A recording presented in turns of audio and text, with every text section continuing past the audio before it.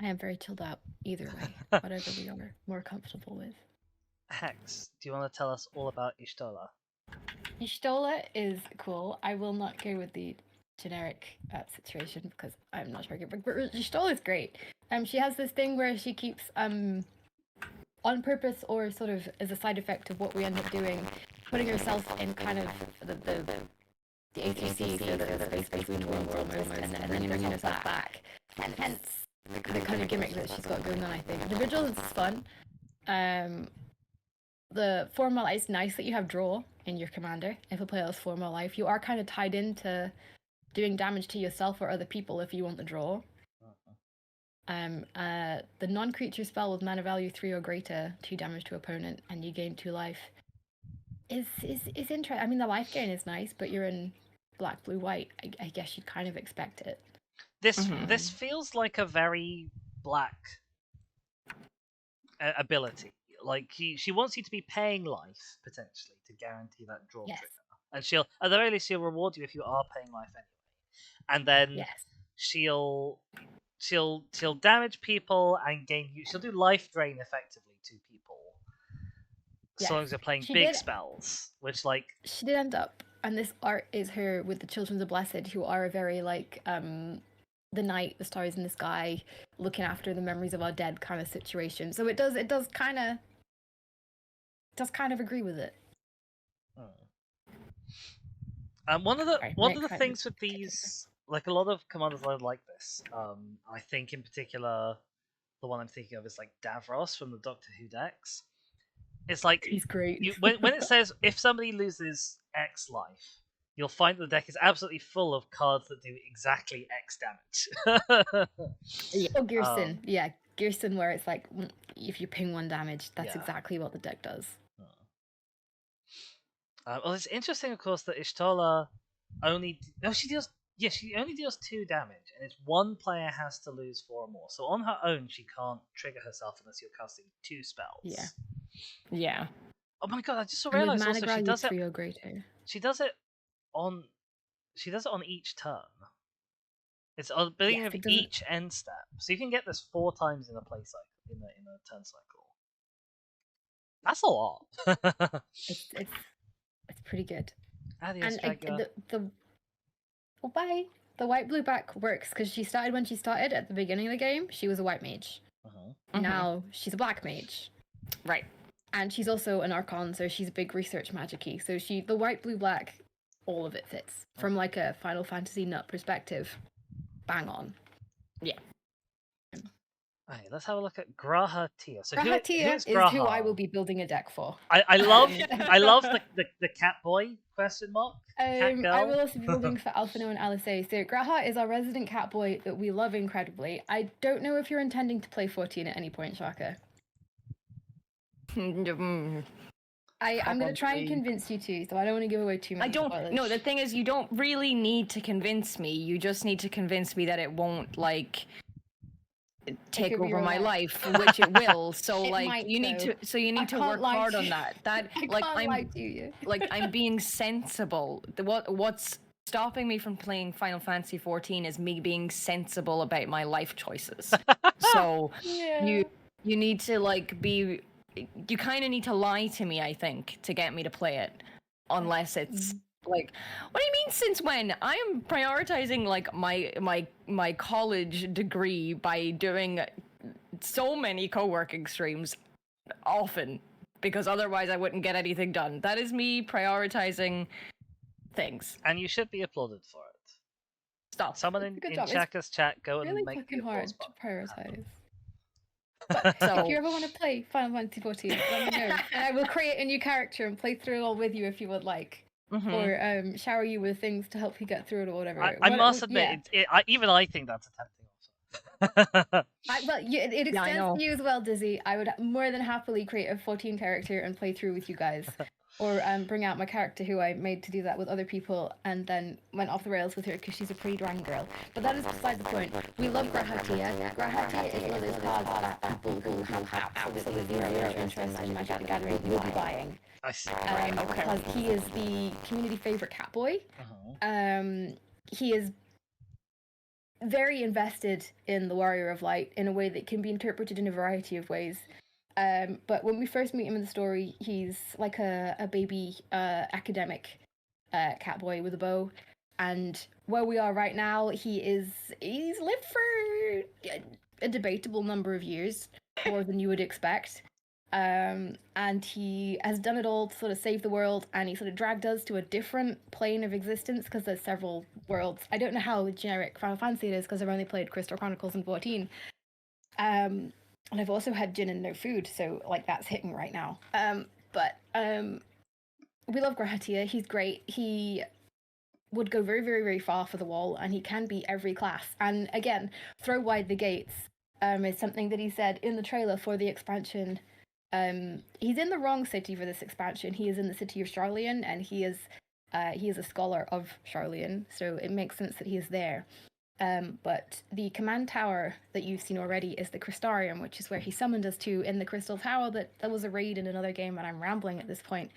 But we love Grahatia. It's wonderful. And throw wide the gates is one of the things that he said in like the big trailer. You know, if the past must be unwritten, let it be unwritten, yada yada, throw wide the gates. And then he pulls first all of our friends to a different world, accidentally, and then finally he gets us. And then the expansion starts. And it kicks off, and we don't know that it's him for the first half of it, except some people did, because Catboys in Final Fantasy have a very specific, like, arthritic hand pose.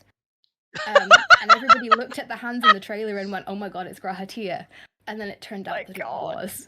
But there's a very touching moment in it that it's revealed that he's him, and he was planning to sacrifice himself for us so that we could save the world and stop the rejoining. And then we managed to get him back into the usual realm, and now he's just so incredibly happy to be adventuring with the hero. And he's just like, he wants involved, and he's got all the cute ear flicks, and we love him. But the throw wide the gates, him summoning us to a different world and accidentally summoning everyone else first, is why when you cast a non-creature spell, you can pay some life, and you can create a hero token. It's interesting that's only once each turn, but I don't think it's specified on your turn. I guess it's only once each turn, because otherwise he'd be like a swarm deck where you'd play sort of a bunch of like ponder, tiny little cantrippy type cards, the sort that you would if it was a storm deck, and then you'd make a bunch of like 2/2 and 3/3 heroes. Yeah. Whereas this here he's wanting the same thing as Y'shtola, where he's wanting you to play a big spell. Yeah. To get your little spells, your little creatures. And again, I went on about these tokens to you guys because the tokens really play into a bunch this deck does. Because the hero tokens they have released that are 14 themed are, your hero is called the Warrior of Light, so people shorten that down to WOL. But they are different like races that your wall can be and different classes that your wall can be. So Grahatia is actually summoning a bunch of Warriors of Light to the board. A bunch of player characters. Which makes me go absolutely feral. So you wanted us to show off so I've got on my screen now the different hero tokens. Yeah, this is a good time. I do like that there's a bunch of different ones. Yes, I've got up the hero tokens as well. Yeah, so this top left one is the one that was at the top left on your stream, Dizzy. They're all the different races. So we've got a human, we have an Elizin, we have a Lalafell, we have, I know I had them up somewhere, we have an Aura, we have a Viera, and we have a Rogadin. And they all are, each of them is a specific class that you can be in the game, a specific job, and then has at least one weapon from a different job, because you can be all the jobs if you want. Yeah. So, I got that on Dizzy's stream, so that's really helpful. Oh no. like the one with the big gun, who is a lion person, is a he's great. He's a machinist, hence the big gun. But he also has some new lists for the sage class in the back. And I am fairly convinced that the weapon in the front right is a gunblade, because I am a gunbreaker diehard. That is what I play. That is what I enjoy. So I like this hero token. And he is in the Aetherite Plaza, which is where you teleport to in one of the big cities. He's in the Crystarium, which is where Grahatia was. Then you've got your Catgirl one.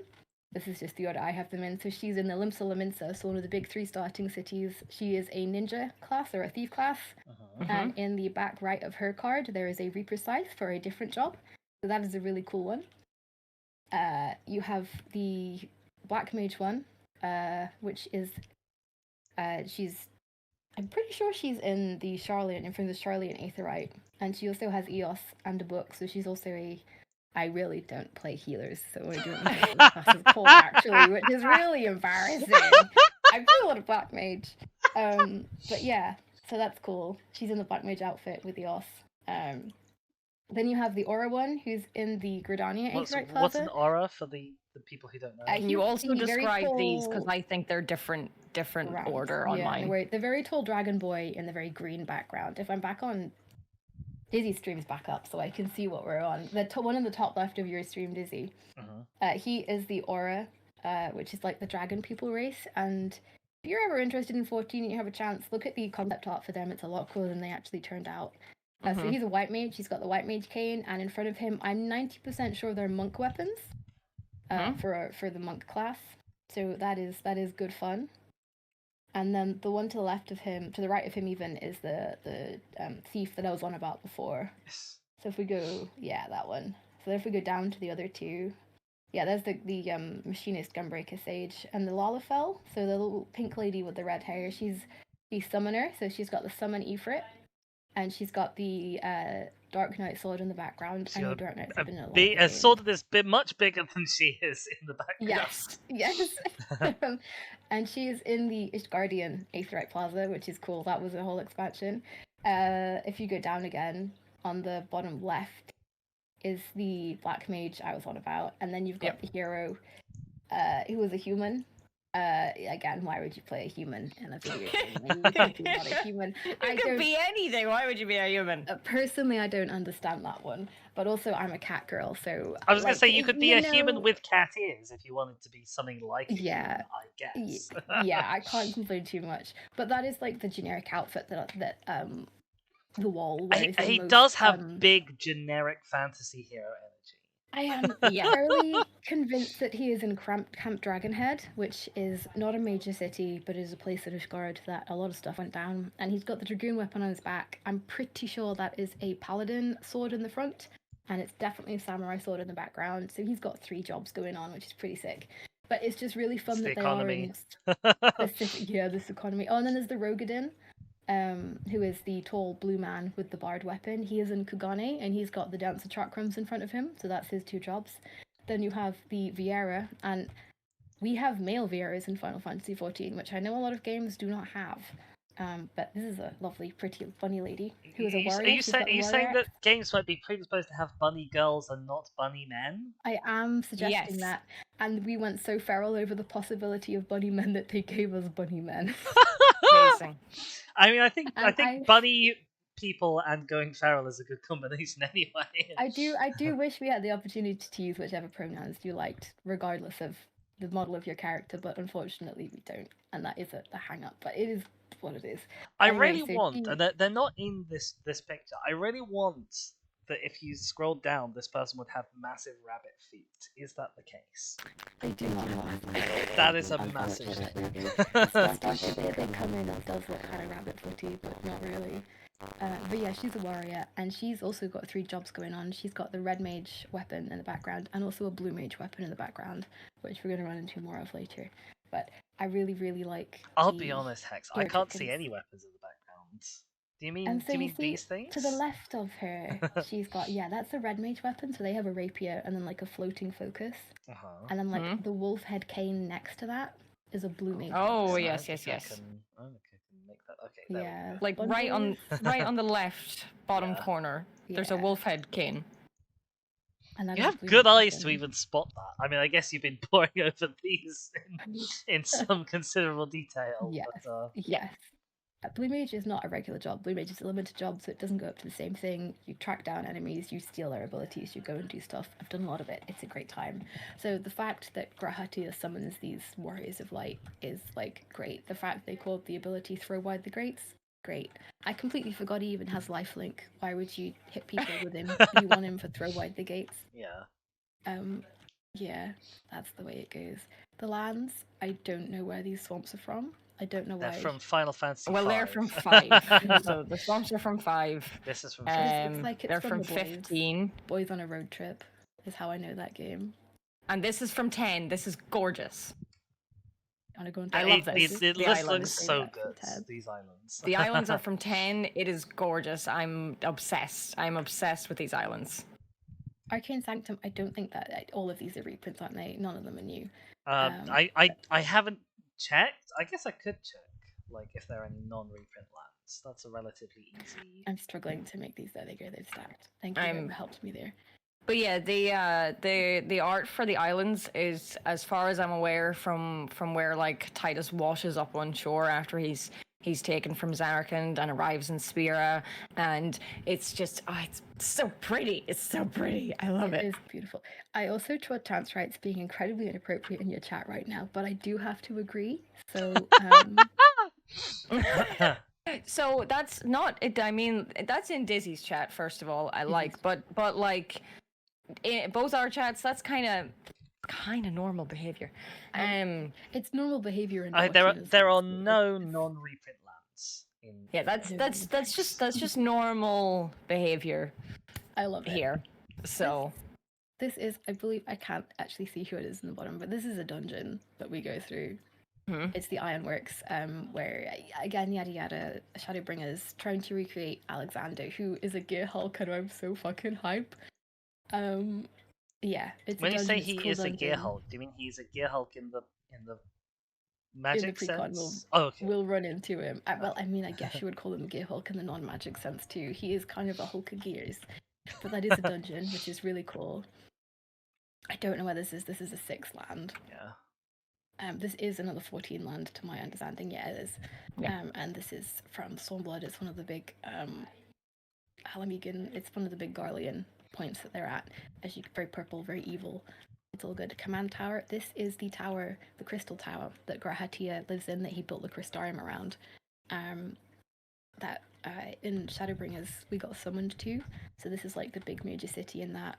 The fact that I will be buying this command tower separately if I can't rub it off my best friend who ordered this deck. Fair. I'm actually kind of surprised you didn't order this deck. I didn't, because I was like, I mean, I like Y'shtola, but not enough to play her. But now I'm seeing the cards and I'm like, I should have ordered this deck. Oh, no. You know, you live and you learn. I was like, but I could buy Urborg, Tomb of Yawgmoth, and then I didn't buy Urborg, Tomb of Yawgmoth, because the one I want 70 quid and I don't want to spend that. No, I wouldn't spend that on a single card either. But I'd consider spending it on a deck. Yeah. I mean, you could probably like phone up your local game store and ask them to like set aside one for you whenever they deliver them. This is I really like this because I'm a Gunblade, and the 14 law for Gunblade is they started off as Gunhilder's blades. Queen Gunhilder being why they're called Gunblades. Royal Guard of the Queen. That is Land Raider levels of right? war. That is why guns are called guns in real life, right? Because of Gunhilder, the big cannon. So it makes sense.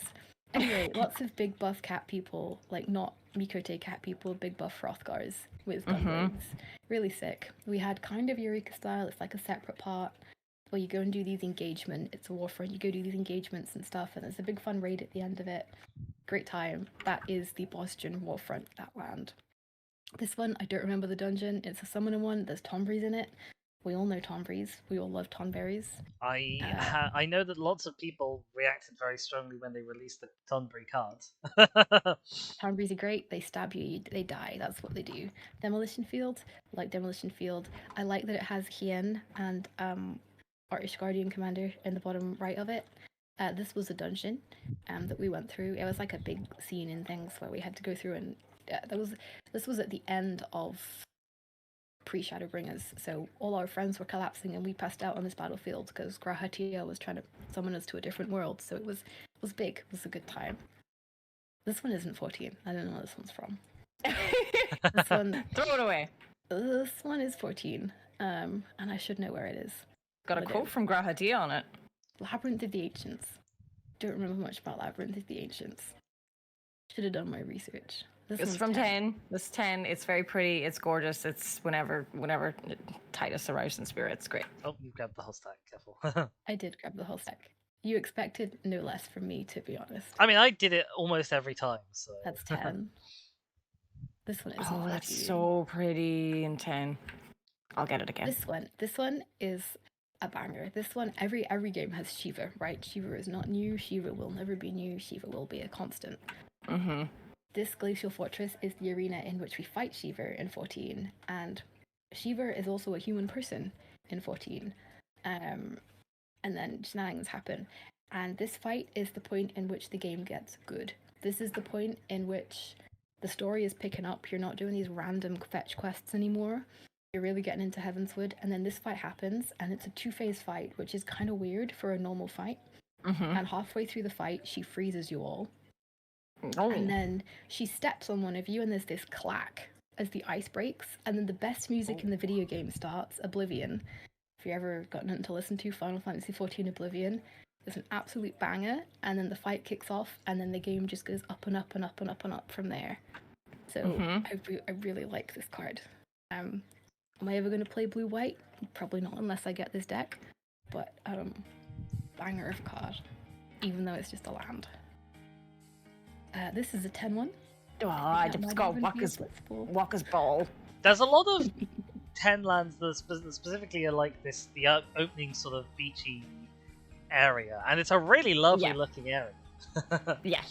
There's a lot of these. I've heard, I'll just pull these out because they're not just basic lands. I've heard 14 has the worst land base of the decks. But I'm not looking at this like with the other one. It's sort of quite like basic landy focused a little bit. I'm not looking at this and thinking, oh, this is a terrible land base. Yep, I did it. Well, this card right here to me is what makes it the best land base, because this is Eureka. This is Eureka Hydatos, which is like a little separate just the art, just the place. Okay, yes, I was thinking like, I like Prairie Stream. But Eureka, the art makes it the best land. Means this deck has the best land ever. Second best. We've got more of the land. This is okay, cool. Thank you. Prairie Stream, whatever. Eureka. Balls to the wall. Eureka is great. Eureka, I've spent lots and lots of hours in Eureka. It's a whole separate thing meant to be like earlier RPGs and things where there's no like hand holding, tell you what to do. So you go in, you level up your resistance to things. It's a great time. People either hate it or go absolutely bananas for it. There isn't really an in-between. I went absolutely bananas for it and still do.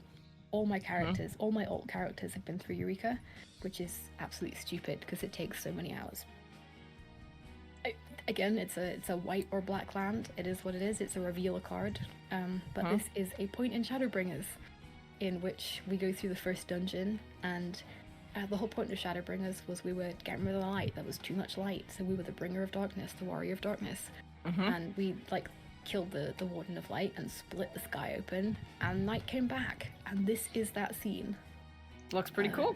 And that's pretty cool. And again, the flavor text on all of these is just extremely beautiful. dramatic. Hallminster Switch is the dungeon. This is if Prairie Stream was the second best, this is the best. Okay. This is the best because you know how I fished for 12 hours a day for like 10 days? This is where I fished for 12 hours a day. Okay. So this is the Diadem in the Sea of Clouds, and this is just a crafting and gathering area. That's all you do. This is a dungeon. Oh, this is pretty. I like this. It's so pretty. It is absolutely gorgeous. It's a gorgeous dungeon. The boss is a giant frog with a squashy hammer. It's great. This is also a dungeon that I don't remember the name of. It's something Scarlet, and the minion you get from it is a really cute little salt and pepper seal. This is one that people will enjoy because this is a lot of the gimmick is we spend the whole time combating the Scions, and this is what their city used to look like when all the worlds were won before they came unjoined. It's 1920s America. Yeah. I love Art Deco. I think this is great. When you stop playing 14 and we get to this point, we'll just have to walk around the city and enjoy it. I like that it's when now. It's immediately you caught that as well, didn't you? Not it. Got that. But it's great. Everybody So when you do this, it's like next. I don't know if we when. Yes, yeah. When. Yeah, it's a cool one. I mean, I dislike lands like that because they make me think more than I want to. I don't look at my land base that hard, but it was a lovely place. It was a very, very sad place because it was all gone and dead, and he'd created this giant Scavenger Grounds is a image of it. weird land to have in this. This is not a deserty land base. No. It is not. In fact, this might be the only desert in this land base. Like, it still works with just having it, but like, how odd. Yeah. So the burn is a place where a lot of things happen. There's a dungeon in it. There's a big worm and like a frosty, misty dragon in it. It's kind of cool. It's not super memorable, but yeah. And then This is Temple not of the a False fucking God. I always want to like Temple of the False God as a land. Oh, there's one under it, by the way. Oh dear. I always want to like I Temple of the False God as a land, but it's such a liability when it's in your opening hand, and that's like the most important stage of the game. Yeah. Yeah, that's fair. I like it. Before we move on to the creatures, which will probably take the longest out of anything, might I request a little break? That sounds like Absolutely. a good idea. I was thinking we should have done a break before we started on the Final Fantasy XIV deck. Yeah, I just didn't get in quick enough with saying anything. So, oh no. No, sorry. You were excited. I was just like, I was about to say something, and I was like, oh no, she's off. It's fine. No, sorry. I just before we get into the creatures, that's what's a long list. Like, the thing is, we will probably get through like artifacts and things like that, like really quickly, because like a lot of them will be the same. Like, but we might even be quicker because we won't even be going over the cards. It'll be Soul Ring. We've seen that. You know what I mean? So. Yeah, I shall return soon. Nice. I'm gonna go make some tea, and it'll all be good. Okay, I will also go on a little break, so I'll see everyone, because my drink has also run dry. Right. Yeah, you have run dry. Little break. Indeed. Catch you in a See you bit. in a bit, guys. See you soon. Hello chat, I am back. I hope you all are having a good day. I hope you all are enjoying the stream. We will mostly stay on topic, I'm sure. We have pretty much succeeded for the last half a deck. Hey Kingo, hope you had a good break. Hope everyone I didn't say something. Hope everyone had a chance to get up, grab fluids, expel fluids, do other things that you need to do. If you haven't done that already, go and do it now. Go, shoo. But yeah, I'm gonna undeafen in just a little sec.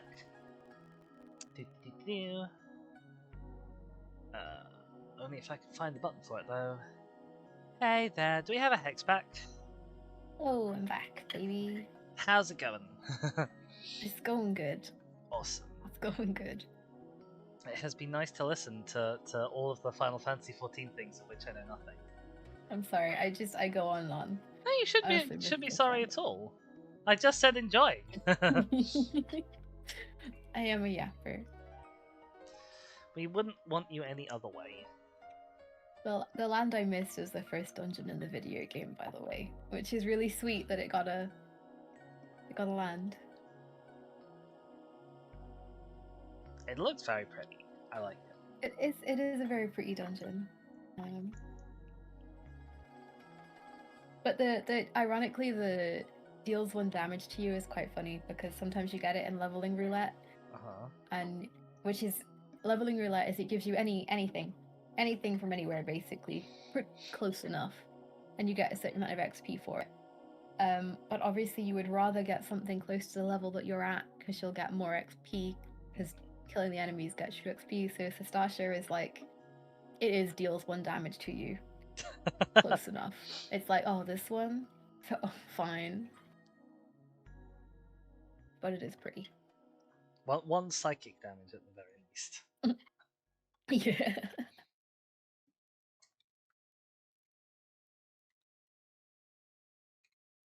How was your break? It went alright.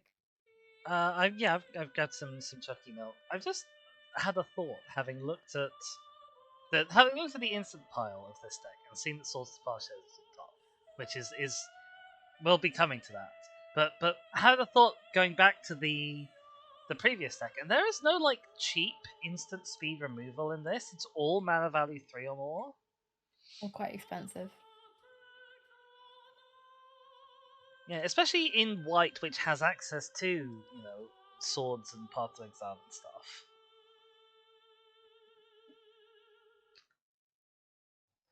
Oh my goodness. Oh, I thought my music had stopped. Sorry about Labyrinth of the Ancients, yeah. The Bone Dragon Arena. King Girl. Oh no.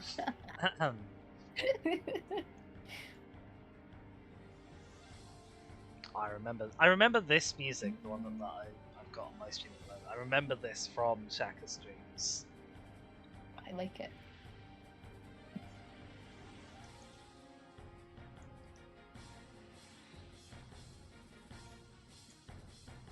It's good tension music. Tension.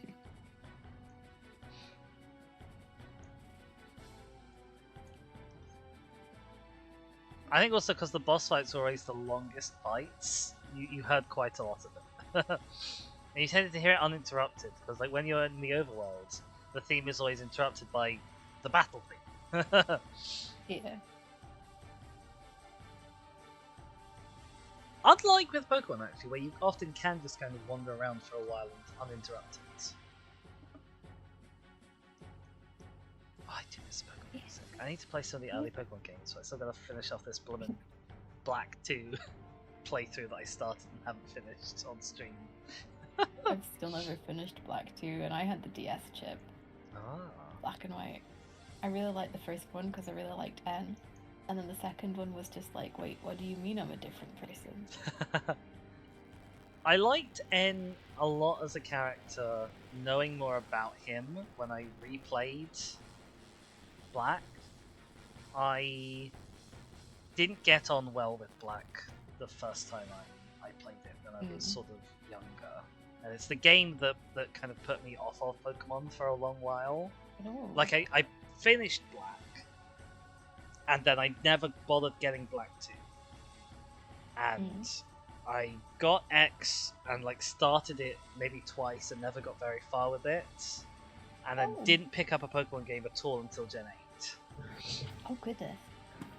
Is that a Shaka? And you're back on him. Yes, it is me. Welcome Hi, back, Shaka. Thank you. I was just talking about the music, because I've got the boss music from Final Fantasy X on my ears at the moment. It's very good and dramatic, but I was like, oh, it was instantly recognizable. Amazing. Did you have a nice break? I did. I made some tea. I got a phone call from my mother that was asking me to check what paint we had outside. So, it's fine. Are you ready to jump on in with this adorable tiny human?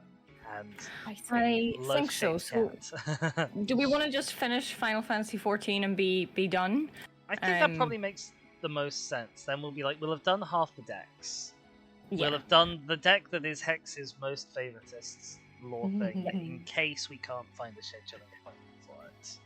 Yeah. I would love to try and schedule back, but yes, I am the problematic one. I would be happy to go for Saturday, but I know that's not.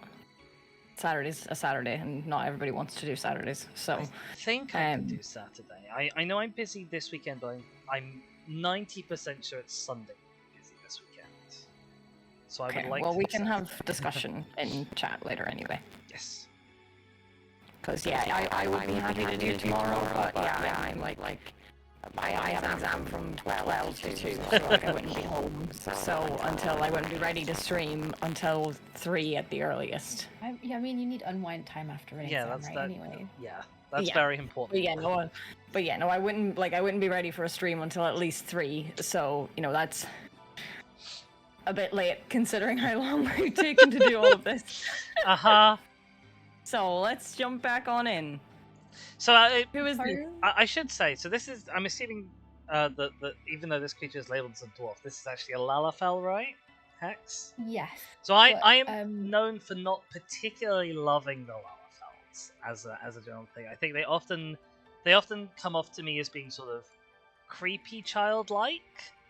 When I can understand like cute childlike, I could love cute childlike, but I've never been that fond of the slightly creepy childlike. However, this card art looks adorable enough.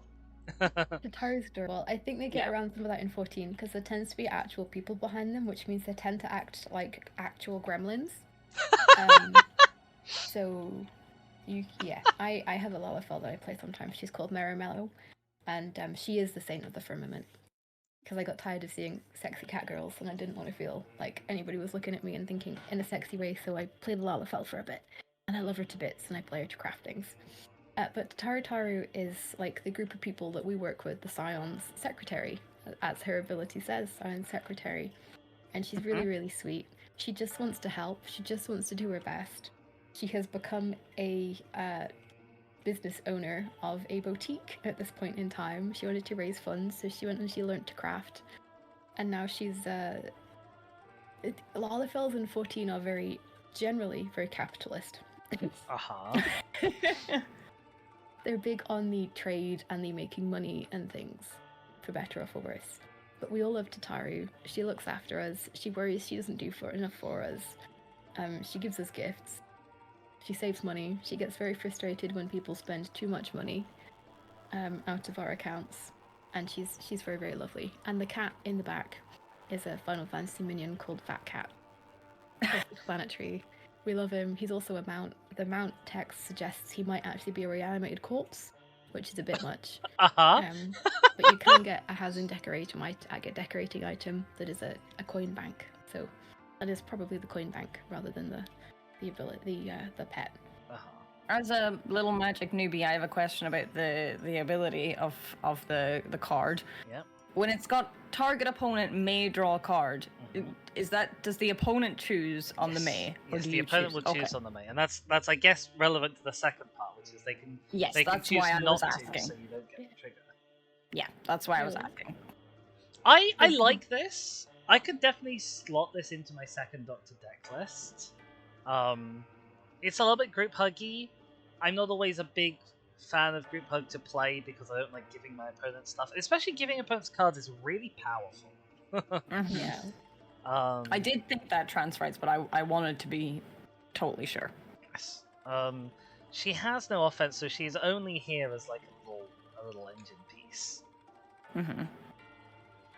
I don't know that she fits enormously well in this deck. Like, what does she have that's relevant to Ishtola or Graha?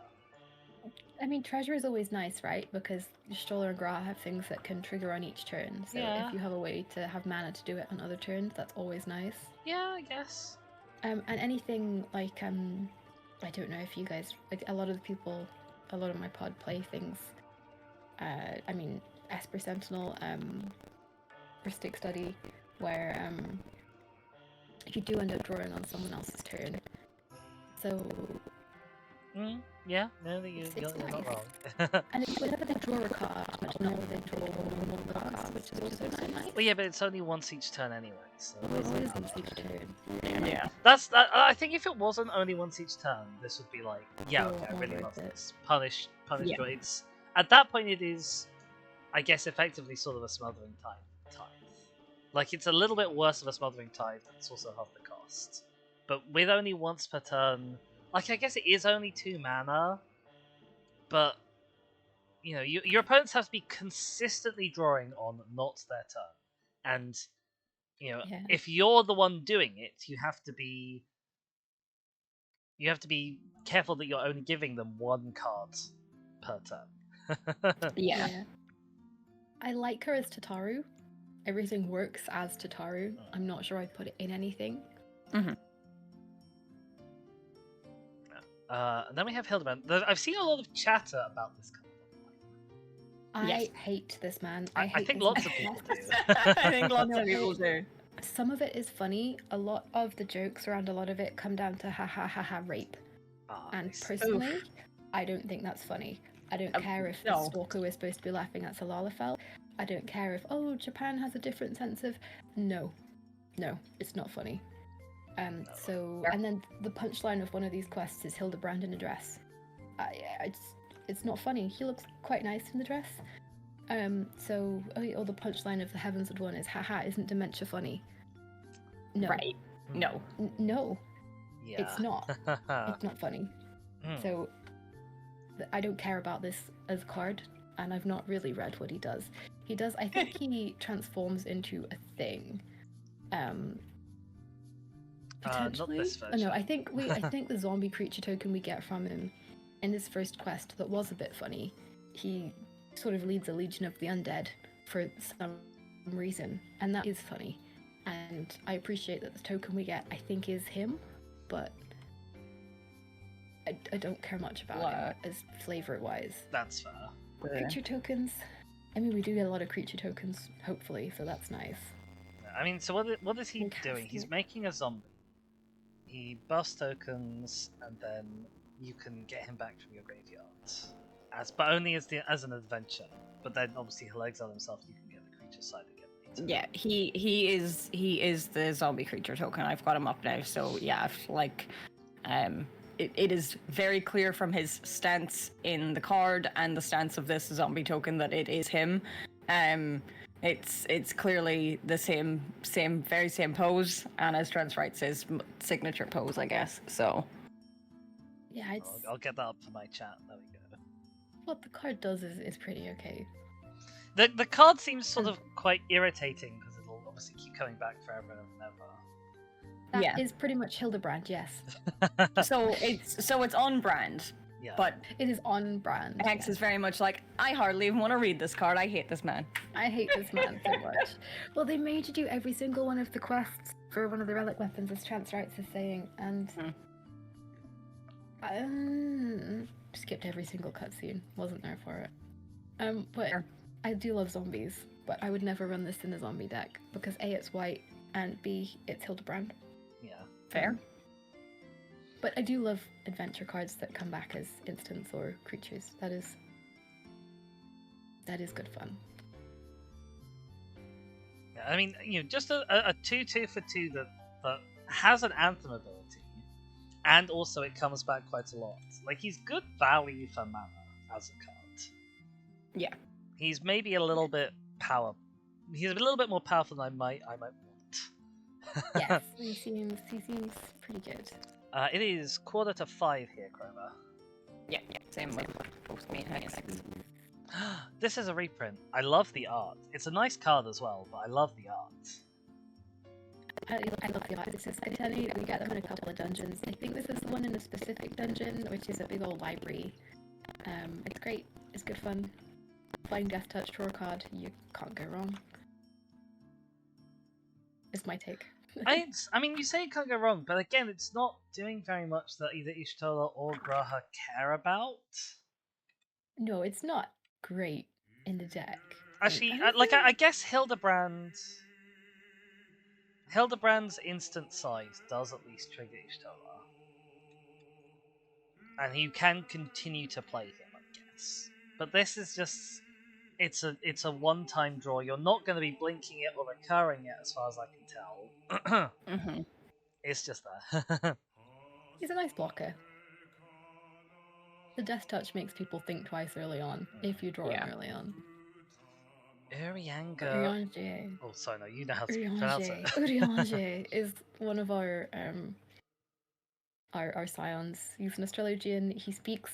Nobody else in the game speaks in these and thous, but he speaks in these and thous most forthwith. So we enjoy him. He's great fun. What I've not read through any of these cards do separately. I've just appreciated the art. So because he's an Astrologian, these Astrologians in 14 base around like the tarot situation. I mean, if only they'd give us back Royal Road, I'd be a lot happier, but they got rid of that a long time ago. So you draw cards and you play the cards on specific people, and they give different buffs depending on which card it is. So they're now all just damage buffs basically. So some go to melee DPS, some go to range DPS, yada yada yada. So drawing the Arcanum and playing the Arcanum is the what you do as the class he is.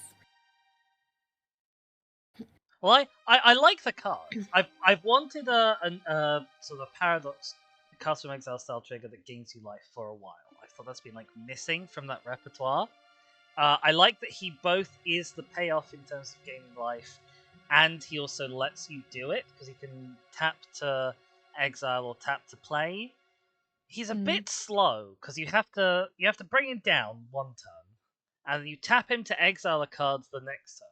And it's only when you tap him on the third turn that you can actually play anything that is exiled. So he's a bit slow. He gives you a discount, which is nice, I guess. But yeah, like I would want him more for the top ability because of the kinds of decks that I play than the others. But the others are a nice sort of backup, and he's only 2 mana. I like that he's 2 mana. I like that he's an Astrolution. I like that he's Arion. I don't like thinking that hard about what I'm doing.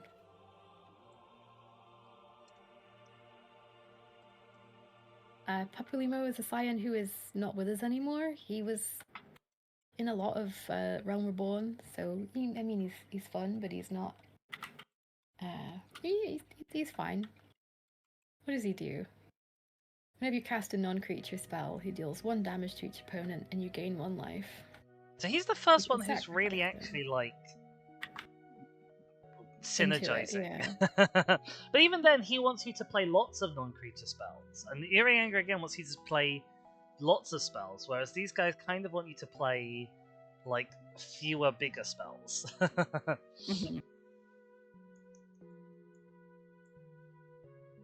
Sacrifice is very game works in. He sacrificed himself to seal away Bahamut again to mixed success. So game-wise, it works great. Magic-wise, I don't know. I love anything that's pings people and gains your life. Fair. I mean, pinging for casting non-creature spells is solid for 2 mana. Again, if you throw early, he doesn't work, and if you throw late, though. Actually, I should ask as well, because he's a legendary. Urianger is a legendary. Would you run either of them as commanders? I don't think I'd run Urianger. I think again he's too slow as a commander, and his colors are a bit wrong for like impulse draw. Well, I guess you could put him in the You could play him and run like Foretell, Suspend kind of cards. I like him as a concept. He seems like somebody who I would put on the side to build one day and never actually build. Fair. I agree with Artie as well. The cost for his second ability is quite steep. Transrights. Sorry, yes, transrights. I'm blind. Artie's name is literally not even on my screen as well. I don't know what's going on. We've been streaming for a long time. That's what's going on. I guess it's you don't want him for that one, but the secondary bit. But it comes in sometimes. There might be a point that it buys you more time or it saves you. Yeah. And then we have another small person? Question mark? Although dressed as a Pikachu. Kryl is a Lalafell who goes around in a cat outfit. We don't know why. Do you need a reason? You can. I don't think you need a reason. She's really sweet. We love her. She's a wizard. She's a Pictomancer these days, which is pretty cool. She pops up in Eureka, so I love her. But she's kind of a recurrent helping side character. She stepped front and foremost in the most recent expansion, but she's just generically nice. She's nobody's like absolute favorite, but you will not find anybody that dislikes her, I don't think. She looks cute. She's good. She has the first like really good synergy ability with these two. Yeah. Although again, I guess she's after creatures, so maybe not as much. But like, she wants you to cast non-creatures to get back creatures. Yeah. She would be an interesting deck to build as commander when you want to be half and half. Yes. I really like the into the Shoaler or Graha. It's each turn, and as long as you've got an instant or whatever, you can return creature cards out to your hand. Yeah, it's to your hand. Yeah. I don't know. I don't think it was a deck I would ever play, so I've not thought too hard about it. That's fine. Hypnotic Sprite. Ooh. This is, I think, I don't play this class. This is Eos is the baby fairy. Is this Celine? Chance Rights is gonna be head and hands at me. it's a big Healy fairy you get for yeah. So I will say just in general, I like adventure cards. I think they're a great flavor, and I like how they work mechanically, mixing the non-creature spell and the creature spell. Mm-hmm. So I'm really liking that this deck has some of those. I think also it's a good fit.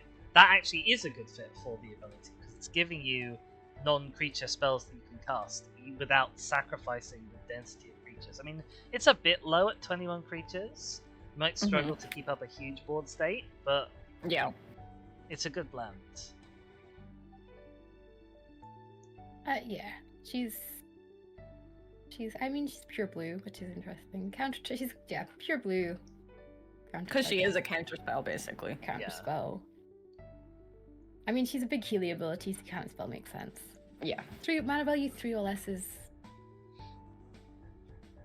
good than bad, I guess. But I do love the ones that you can play it later from exile. Yeah. For a 3 mana counter, if it was the whole card, I wouldn't love it. As it's just the adventure half, I still wouldn't play it. But like, she's fine. Yeah. Yeah. She's fine. This is an XIV one. The only Dullahans I know with horses like this are in Eureka, so I assume that's where it's from. But the background doesn't look very Eureka, so I'm not sure. Again, trans rights will be head in hands at me. 3 mana, instant speed, pop a creature or planeswalker with downside, which is not the best rate of return, but again, it's on a creature that's also doing something else. A 2/3 lifelink for 3 mana. When it dies, put it on the bottom of its owner's library, so you can't easily recur it. No, I'm not massive on this one. Fair. I like that it's a headless horseman. I like If I was twist end. short on removal and short on creatures, I could definitely find a spot for it in the deck. But I think I'd need both of those things to align to consider it. Yeah, I always end up putting things like that in and then removing them when I trim down. Lee's Hexed. This is pretty. Gets a really tough rap. She was in Stormblood, and she does a lot of the let's go and save the people. So people got a bit sick of her, but I really like her. I think she does it quite well. She's got a pretty outfit. I bought the pretty outfit on the Mog Station. Yeah. I thought you were gonna say you bought the pretty outfit like just for you to wear. I was like, oh. In real life. No. She's more into that with prowess. She's more we've been playing against somebody with the I don't remember what it's called, but one of the newer monks, and prowess has been a nightmare. So prowess has me going ugh, in a good way if it's in your deck. Prowess so again is another ability that wants you to be spell slinging lots of small spells. Yeah. We're gonna have a lot of discovery when we get to the spell section, I guess. Well, you say that. It's not as big as you sort of might expect. Like, it's not small. No. There are lower creatures, but it's mostly artifacts. I mean, I guess Ishtola is definitely... Not Ishtola. Graha... Actually, Graha and Ishtola are both cards that you absolutely probably could play as, like, Mana Rock Tribal. Yeah.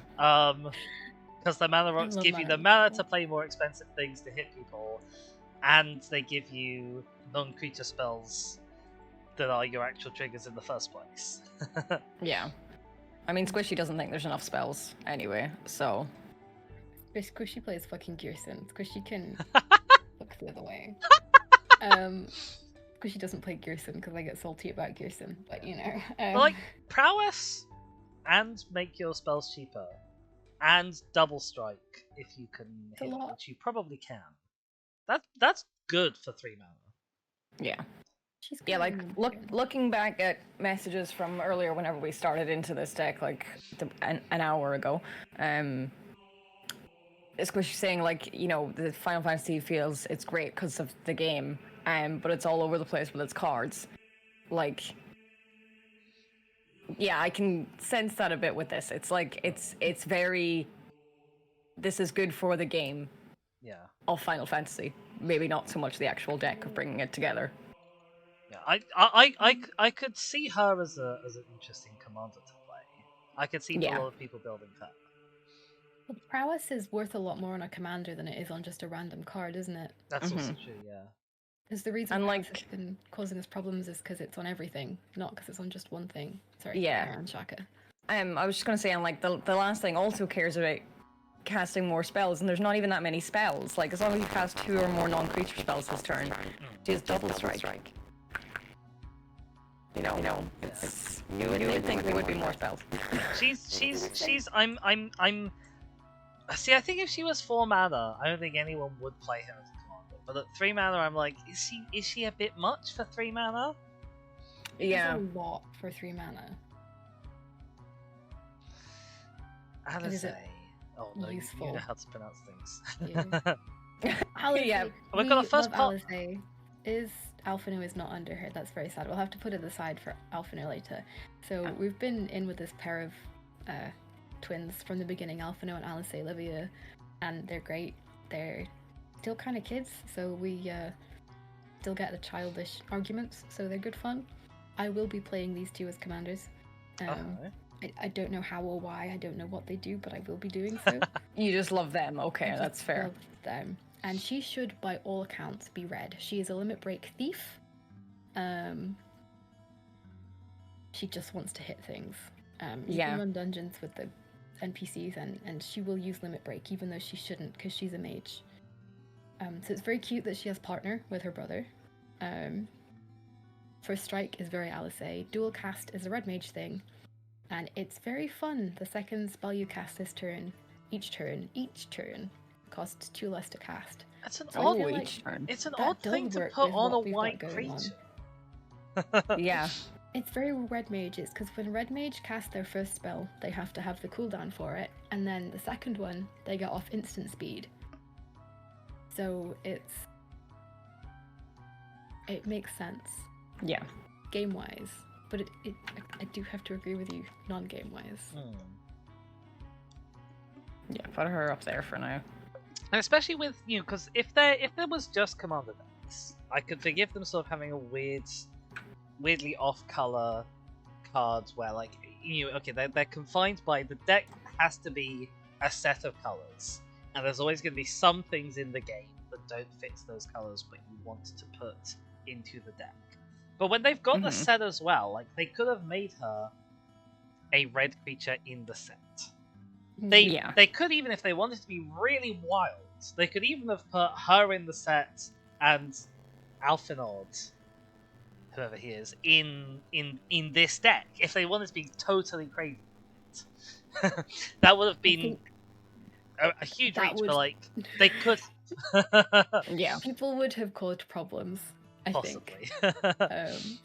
But it works. I feel like it works with the Y'shtola and Graha too, and that it makes the subsequent things you're casting cheaper. Yes. Although only the second spell. Yeah. It's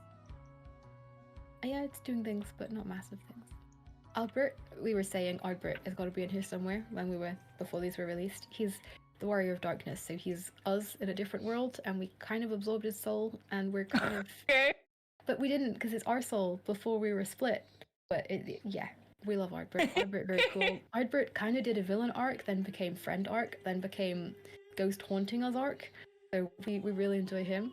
He's very cool. I like his abilities. Like, cast a white spell, make them vigilant. Cast a black spell, make a menace. +1 counter either way for each legendary creature you control as well. Like, vigilance is always a super. I think vigilance is one of the more underrated abilities. Like, vigilance is something I always would love to put on a creature almost any time. Yeah. I would run him as a commander. I'm not sure. I feel like being in a deck with blue makes him just instantly worse. Is that because you'd want to be casting lots of blue spells? Well, I feel like if you're going to run him, I don't know, you don't want him ever doing nothing, do you? And especially in this deck where the balance is heavily weighted towards artifacts, which are probably going to be mostly colorless. Yeah, that's fair. I don't like him very much. And also in this deck, actually, where you're not swinging with your creatures that much. Mm-hmm. Yeah, you're really not, are you? This is a reprint, but it's a much beloved card. Yes. Don't need much said about that. Yeah. It's a staple of Spellslinger decks. Yeah. An Astrologian, but it's not actually the Astrologian who we have a quote of because she's got pigtails, so... Yeah. Cast or copy, instant or sorcery. I hope we've got some copy in here, that would be good fun. Hermes, I hate this man. People love him, I hate him. He played into things, his whole gimmick was sending his little bird off to see what the universe was because he was very sad about life and wanted to see if everywhere else was different and if there was meaning to it. And she came back and said not really, and then the end of the world began, so yeah. Oh my god! Very Final Fantasy. Yeah. But the bird tokens is cute. Yeah. It's And like a solid ability. You could run him in a bird tribal deck as well if you wanted to. Yeah, he'd be pretty good with Donal. Herald of Wings, maybe. If you copy him, get a couple going. He's not got flying though, so no, he wouldn't. Interestingly, he makes birds with flying and vigilance. Normally you just get a bird with flying. And again, I rate vigilance very highly, so... Yeah. It's nice. I'm not instantly jumping at any of these and going, yes, these work at me. Yeah, Estinian. We like Estinian. We're almost as horny over Estinian as we are over Grahatia. I feel like it must be a very different kind. It's like Grahatia, although I don't know obviously these characters, like how they act. Grahatia is giving sort of quite soft boy vibes. Yes, very soft Yeah. boy. Whereas he is not. He is not giving soft boy at all. He's giving sort of Machiavellian evil villain sipping from a goblet of wine. He's actually not evil at any point. He's very tortured and he's very edgy at the beginning. And then he kind of comes back around and he sort of wanders around the world getting lost and shows up whenever we kind of need him somehow. So he's a good time. He's a Dragoon. Dragoons are sexy inherently. So you gave us homework. Yes. Yes. And your homework was to watch the 10 seconds of a video. Well, okay, yes. Specifically 10 seconds of the Dreamwood trailer. I watched the whole trailer. I'm fairly sure that the 10 seconds that you wanted us to show are mostly these guys, and they are... They pull down the faceplate and they just sproin. Yes. They just launch like flippin'... If you ever see the video of a flea zoomed in real close and it just yeets itself. Yeah. It's a specific bit, it's the clinking of the boots, and then the way the gauntlet like clips on and suctions down is just very good. Dragoons are very jumpy, they jump around a lot, they do the thing. They do the thing. The dragon killers, but now we're kind of friends with dragons, so not so much anymore. So again, it gains flying until the end of turn is because he's jumping. Yeah. You've got the boing. At the beginning of your second main phase, you draw cards, lose life, where it's the number of... X is the number of your opponents who are dealt combat damage by a Stinian or a dragon this turn. So the dragon thing is weird because I can't imagine... I mean, I'm sure we'll have Hraestvelgr in here. Maybe Needhog, but... It's great. I love it for a Stinian, but I'm not sure how well it means it. I mean, a non-creature spell he gets plus counter is obviously great. What do you think? He's an odd mix. Like he's got two abilities that are very or relatively unrelated to each other. As a card, you want presumably to be playing him in like a hybrid dragon tribal, but also with some non-creature spells. And that's weird. And also, this deck is like it has some non-creature spells, sure. Like, in this deck, he's not going to be drawing you much. He's going to be drawing you a card a turn. because I'm assuming there's not much in the way of other dragons. You only got 7 other creatures left to see, unless they're all dragons. I don't know. Are dragons very non-creature heavy? I feel like dragons sometimes like artifacts, I guess. But also, he's not in dragon colors. Dragons in Magic tends to be red. If not, they tend to be sort of teamer. Yeah. Well, I don't know what Hraesvelgr does. Hraesvelgr is a big dragon who I know is in here. Depending on what he does, I might form different opinions on Estinian. But I like him, but I don't get it. Like the idea of he makes himself evasive to hit people and then draws cards it's a fine enough engine. It's not loads for 4 mana, but it's fine enough. But yeah, I don't see him meshing well with lots of other cards that exist in Magic so much. No. He has weird colours for it. Emmett Selk. A lot of people really, really love this man. I kind of dig him. I get the tortured anti-hero situation. But I can't subscribe to the we're all dead. So I don't care if you all have to die to bring some semblance of us back. I can't. It doesn't make sense. But I get that he's gone bananas because he's like very, very, very, very, very old. Okay.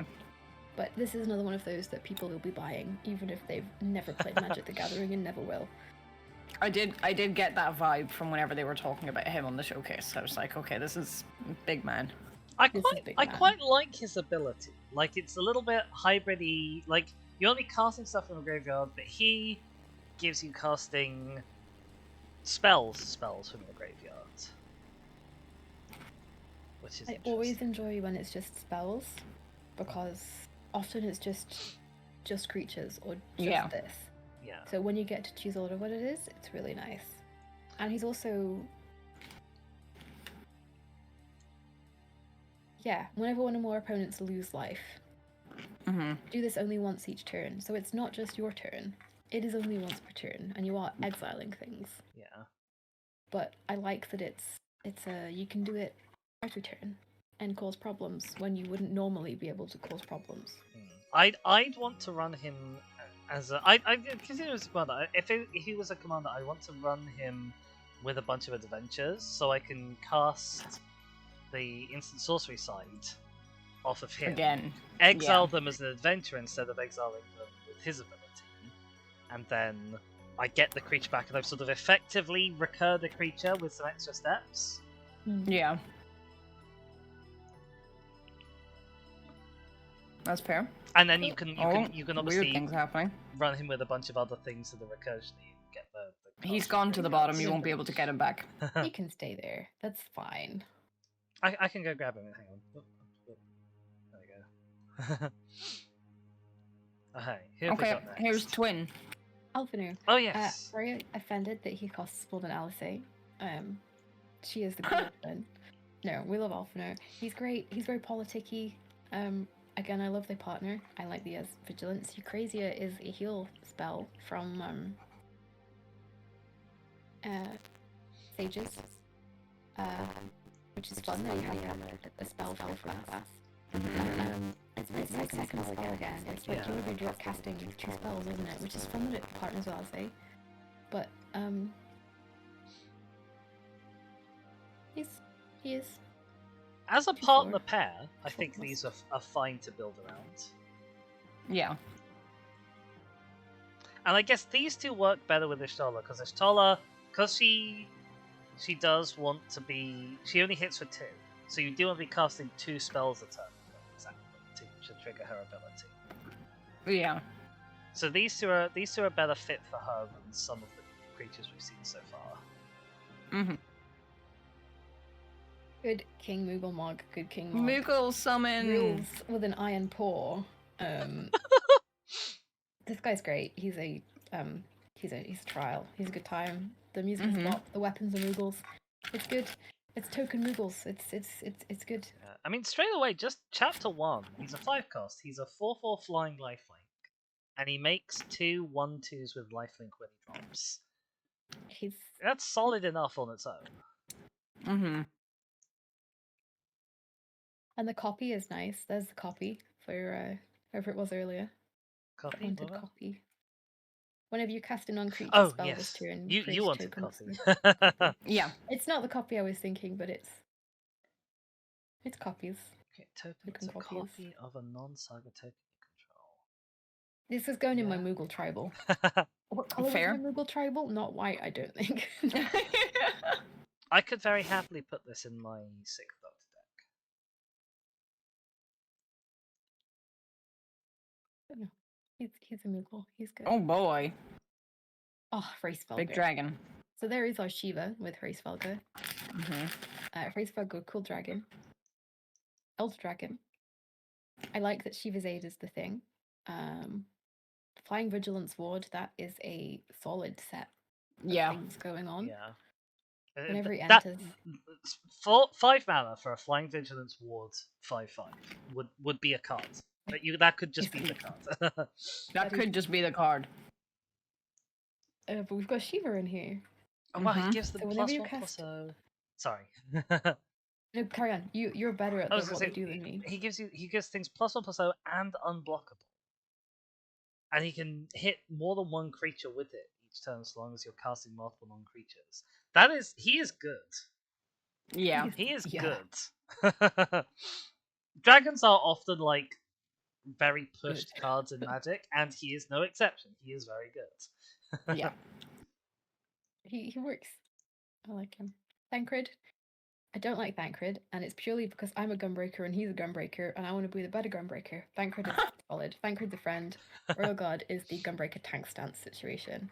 I like that he has Flash, because you can dash in on things. This is Thancred. Yeah. And the indestructible thing is because Gunbreakers are tanks, you get... I'm a little sad it's called Royal Guard rather than Super Belied, because that's our invulnerability situation. But it's interesting. When Thancred enters, something else gets indestructible for as long as he's there. Yeah. Because he's protecting Green / Minfilia in the art. But whenever you cast a non-creature spell, he gets indestructible. So he's protecting your commanders, and then he's moderately good at protecting himself too. I'm not sure how he plays into things. I mean, Flash is good, but 5 mana is a lot of mana to hold. Yeah. To flash a thing. Yeah, I like for comparison, I sometimes run. What is it called? Is it Vigilus Praetor? Hang on, I have to go. Check it out on Vexillus Praetor. It's a 40k card. I'll put it up on screen for my stream to see. That's a 4 mana flash vigilance 3/4 with commanders you control have protection from anything. So that's one of my 2 stock like commander protecting cards. Yeah. I like Thancred is very much going to be in commander. He's commander legal. He's not standard legal. He cares about legendary creatures. You are going to be using him to protect your commander first and foremost. Like if you're putting him in a deck, you are thinking, I have a commander that I want to protect. So they're competing for the same role. And like, is indestructible better than protection situationally, but often? No. But like, defensively it's better. Offensively, protection is much better because you can't be blocked. So it really depends. Like for Ishtola, indestructible is probably better than protection. I run a lot of sacrifice, so indestructible. If you're sacrificing it, I don't care if it's indestructible. You're sacrificing it regardless. Yeah, but you don't care if it's got protection. And I'm like, yeah. I mean, unless it's protection from something specific, and my sacrifice ability is that specific color. Yes, like he's a whole extra mana, and he doesn't have the vigilance that the Vexillus Praetor has. Yeah. And like, although indestructible is situationally better, it's not always better.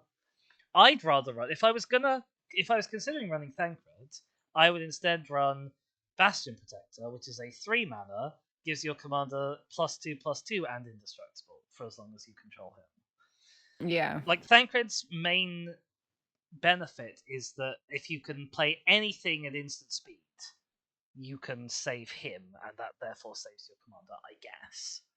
But how often are you going to do that? And also, he's a whole mana extra, or 2 mana extra than Bastion Protector. Yeah. The Squish Dog makes a good point. You could just run a 1 mana flicker. Yeah. Fucking blue. I don't know, I like him because he's Thancred. I'm not sure I'd ever run him. Yeah. Fine Daniel is a bad guy who comes back possessing the corpse of another kind of bad guy, but not really, because life is rough. His brother. He's insane. We kind of like him, we kind of hate him. You love to hate him kind of situation. Whenever you cast an instant or sorcery spell, surveil 1. That's fun. Beginning of your end step, each opponent may sacrifice a non-token creature of their choice. If they don't, they lose 2 life for each instant and sorcery card in your graveyard. So he loads up your graveyard and then punishes people if you have a big one. Yeah. But specifically if you have a big one full of spells. Yeah, of which there's not that many. I think that's you want to cast them. Solid. Like, getting loads and loads of surveils will be big in the long run. You can, like, really shore up your draw and make sure you're getting good things. You'll be loading up your graveyard at the same time for him. I wouldn't run him as a commander, but, like, he's fine. For a spell slingery deck that has black in it. Yeah. He's fine. Yeah. I like it. He would hate that. He's fine. This Last is creature. The best card. This is Alexander. It's a Gearhawk. Gearhawks tend to be cool. Alexander is the goblin primal who is a giant time-traveling robot situation that has lots of little robots that transform into one big robot. And it's very, very cool and has some of the best music in the game. And the ultimate version of the fights is very, very, very good. And I'm planning to prog it again on an alternate character. I love this card. I will be grabbing this card just to sit on the side. So this is again. Go. God, 5 mana flash is expensive. 6 mana flash. 6 mana flash. I can't count. This is why I don't play blue. But he's a 6 mana flash for him and for another instant from your graveyard. Yeah, I guess. Which does work. You are casting it as well without paying its mana cost, so it does work for the second spell a turn, yada yada. Yeah. That's, once again, I'm like, it's a Gearhulk, it's fine. I'm not falling over myself for it. I don't think it's pointless. He is our last creature. Yes. He can stay because he's Alexander, but yeah, he is. So ideally the sorceries and stuff, all of the rest of this should be the key gimmicks here given. Yeah. And it should be. And ideally, these piles would be much bigger, and this pile would maybe be a bit smaller. Because there are several things in here that do specifically care about instants and or sorceries. So why they've loaded us up on bloody artifacts? 16 is loads of artifacts. So many artifacts. Okay, but I'm super hype about those artifacts. Okay, so, well, I guess we'll come to them. We'll see why. I mean, that's fine, but you being super hyped about the artifacts means that you're hyped about it for Final Fantasy 14, which just makes Squishy's point so much better. That this is an amazing deck for the game, to represent the game, but not for the game of Magic that it's designed for. Reth is pointing out again, Squishy's pointing out again, that the Gearhulk would be quite nice with a flicker or two. The ETB with the flicker, 1 mana flicker, you get 2 things, would be pretty sick. I mean, there's lots of 6-cost creatures with good ETBs. Yeah, it's Alex. We're both very biased towards Alex. Exsanguinate is, I believe this is a Dark Knight casting Unmend, which is an ability. I don't think this is a new card though. I think this is a reprint. I think I've heard of Exsanguinate. You wouldn't make this effect just for this deck because it's not relevant enough. Yeah, Exsanguinate is interesting. I do like that it's an X cost, given that some things in the deck, especially if you're running with Graha, you care about the mana value. Yeah, and I mean, each one loses X life, and you gain life equal to the life lost that way. So you're playing against 3 people. Like that's 3 times X life you're getting. Yeah, which is fun. He's cool. He's good. It is. It is. Vindicate is. Emmet Salk again. Sure. See, so this one, you remember how we were talking about how the other deck didn't have any like one cost removal? Mm-hmm. This deck wants to not have one cost removal because it wants to have 3 cost removal. Mm-hmm. Yeah, this is very true. Yeah, well, there is a non-creature spell with mana value 3 or greater. Mm-hmm. Yep. That destroy the target permanent. That's what it says in the box. Vindicate, very Emmet Salk. I don't know. It works. It's hard to get excited over though. Good to deal. These are our 3 city-state leaders, so it's fun. More group hugging. Not a new one. Card draw is good, but nobody's gonna say no to a card, are they? No. They literally can't anyway. Yeah. I love this. Ah, these are interesting they're so things. cute. These guys are goopy blobby boys whose life and galaxy got destroyed, and now we just have like their memory, basically their memory in emotional format left. And they're learning to enjoy food again, and we love them. Cute. So, They're very sweet. 3 cost for 2 spirit tokens and flashback. Yeah. I like it. The flashback is only 2 mana. Yep.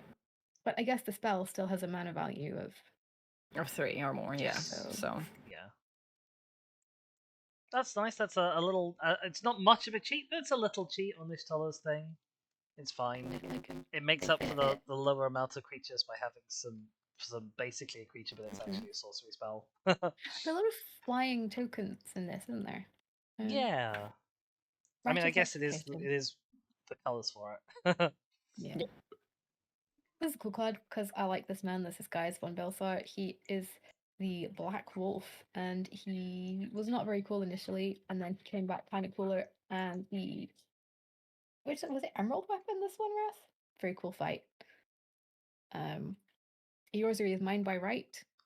Is interesting. That comes from an earlier dungeon, but it's definitely not his most famous line. Of a kicker cost, but additional 5 is a lot of an extra kicker cost. But it's one of those spells where like it's a medium mana value spell, and if you really are absolutely flooded for mana, you can do something really crazy with it. Trans rights. How very glib of you, trans rights. Right of replication. Yeah. It works. Yeah, it's fine. It's fine in this. Again, it's a non-creature spell that's making you a creature. And it's even making you like the best creature on the field, which is solid. Yep. It's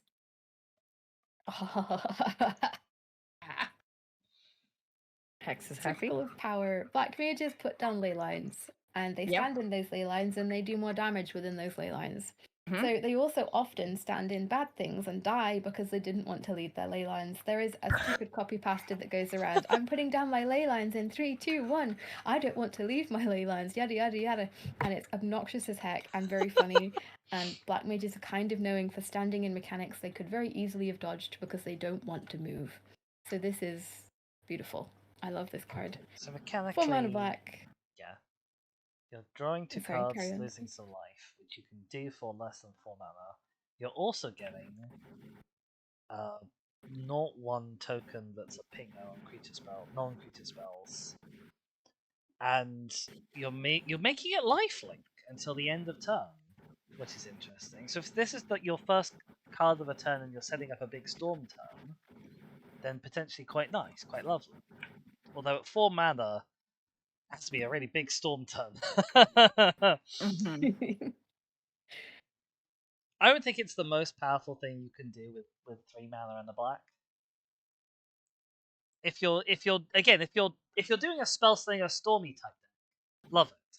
For these guys who want to be casting fewer, bigger spells, don't love it. Yeah. Fair. That, but not to play more into Wraths. It looks like a great Final Fantasy deck and not a great deck. I really like that you get a little black mage token that sits there pinging people. I would play it just for the black mage that sits there pinging people. Amazing. So yeah. My mother has just arrived home, so I'm just gonna go say hello. You guys continue on. I'll just mute and try and zoom in as much as I can on the cards because I won't be able to alt. Yeah, alright. There we go. You can we see can't there. move them around too much. Well, if you're still on the sorceries in the end, like I've got all the next ones all lined up. You can clearly see them on stream, like so. Okay, Cipher Mind would be annoying to play against. It's not enormously powerful, but like 3 cards for 4 mana isn't terrible return, and it's effectively like a +5 because everyone's discarding as well. So... And I guess the ideal with these cards is you would have Alizé or something else on the board, and these would not be costing what they're costing. There's a couple of cost reductions other than Alizé, I think. I can only think of one. I'm thinking, but that doesn't mean that there is only one. So Lisa, non-creature spells you cast cost 1 less. Was it just Lisa and Alizé? Emmet, spells you cast from your graveyard cost 2 less. Oh yeah, so there's some situational cost reduction, but not a lot of blanket cost reduction, unless there's some in the artifacts. Because like a deck like this, you almost want your medallion style cards more than you want your classic mana rocks. Yeah. Although the medallions are more awkward in 3 colors. Yes. You're into your talismans and such in there. No, talismans are tap 4 mana rocks, don't mind me. It's okay. I don't know. It's and Final Fantasy wise, it's from the first dungeon in Endwalk, which is fine, but I'm not. Well, there's a demon boy who comes out of a fleshy door. Yeah, they're like genetically thinking things. It is. I see. All right, Crux of Fate. I'm assuming this must also be a reprint. I think so. We have Hreisvelgr and Why Nidhogg. Is this in here? How many dragons have we had in this deck up to this point? Remind me. 2. 1. 1. 1 dragon up to this point. 1 Indestinian. It's great that we have Nidhogg and Hreisvelgr, but I guess it's a board wipe. It's just a board wipe. Yeah. It's not even an asymmetric board wipe. It's just a board wipe. It's just a board wipe. The flavor's off the charts, says Squishy. Yes, it's great, but it doesn't fit. This is great. We weren't here for this. It's another board wipe, but this is Minfilia stopping the flood of light, and turning it into a big wall of crystal. So it's cool. It's very flavorful. Yeah. See, I like this better because this is also asymmetric, but at least there's 2 modes, and both modes might actually do something useful. Yeah. 5 cost. It ain't cheap. It's not a. I guess you can if you've got certain things out. You can cost it. Another board wipe. Okay, 3 board wipes. I love this one. I love this one very much. The art on this one is great. We've got the art in this is wild. We've got Sin Eaters. We've got Crystarium guards. We've got the big bad Sin Eater. It's beautiful. My 6 cost exile everything is. My opinion on board wipes is exile is better than destroy, and you can normally get it for not that much more expensive, so that's a plus. Hitting only creatures is not my favorite thing. Like if I'm making a deck, I tend to put in about 2 board wipes, but I won't want to have. I will always want to have at least 1 board wipe that hits non-creatures. So like Final Judgment and what was it called? Cleansing Nova together are a fine pair of board wipes. You are right that it is a strictly worse farewell. Yeah. One of these precons does get farewell, and I've seen the art for farewell, and I am. I'm ready to see it. I love Source to Power as a card. It's a great card. It's one of the better removal spells in all of Magic. Why is Katara on the art? Swords to Plowshares is Not great because Katara. this is Thingy. This is just a warrior of light. We got a slow living farm island sim situation, and this is that. She is on her island sanctuary. She has put down her paladin gear. She's gone swords to plowshares. I love it. I see. Swords to plowshares. Shaka, my brain has gone dead. Who am I thinking of? The waterbender avatar. Korra! Why is Korra on this card? It's not a tail, it's not Korra. Oh, I guess that is a tail. Transpose. I imagine this is a Final Fantasy one because Transpose is a black mage ability where you switch which color you are. It's good. It's fine. Draw a card, discard a card, lose a life. Create a black wizard that pings people. Yeah, that's fine. And it's got rebound as well. That's pretty sweet. 3 mana as well. Yeah.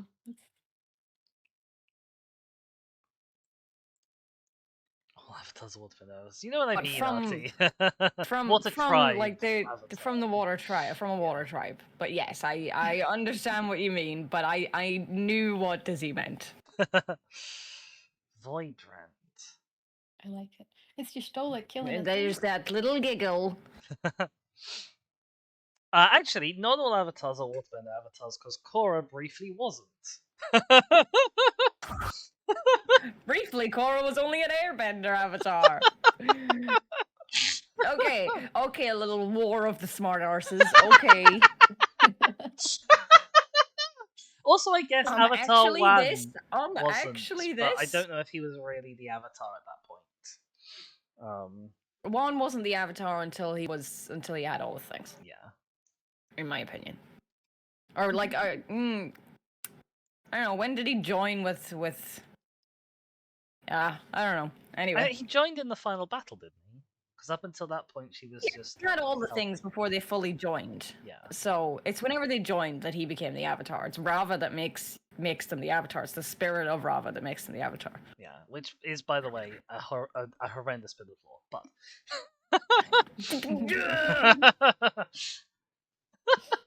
We're here to. In your opinion. Yes, in my opinion, of course. Shall we get back to the Final Fantasy?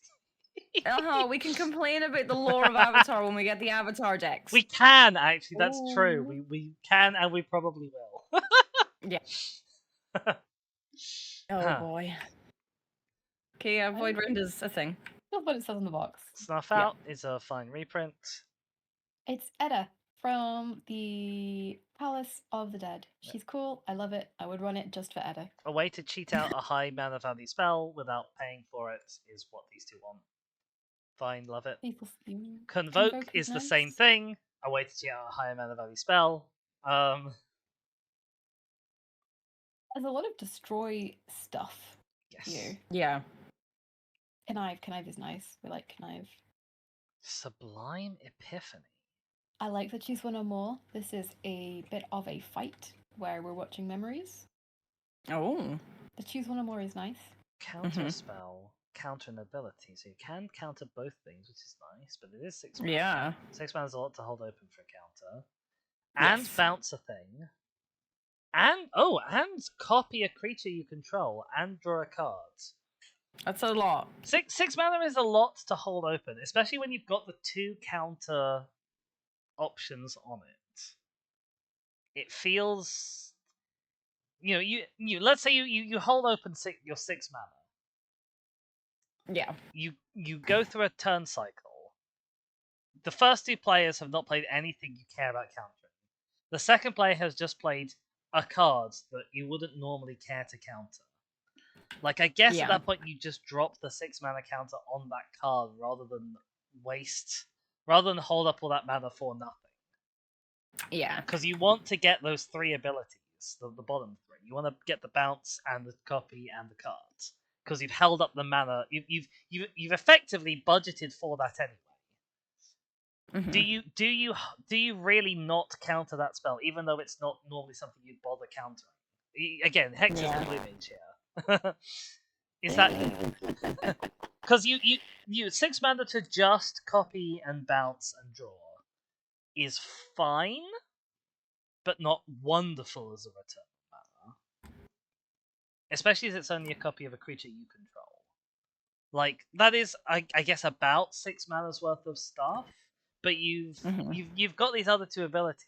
Are you gonna not play it before the end of turn and hold open 6 mana again on your next turn? Are you really gonna do that? I think it's far too situational for me to put it into anything. Like, sure, you could hold the 6 mana, but why would you hold 6 when you can hold 2? Yeah. Yeah.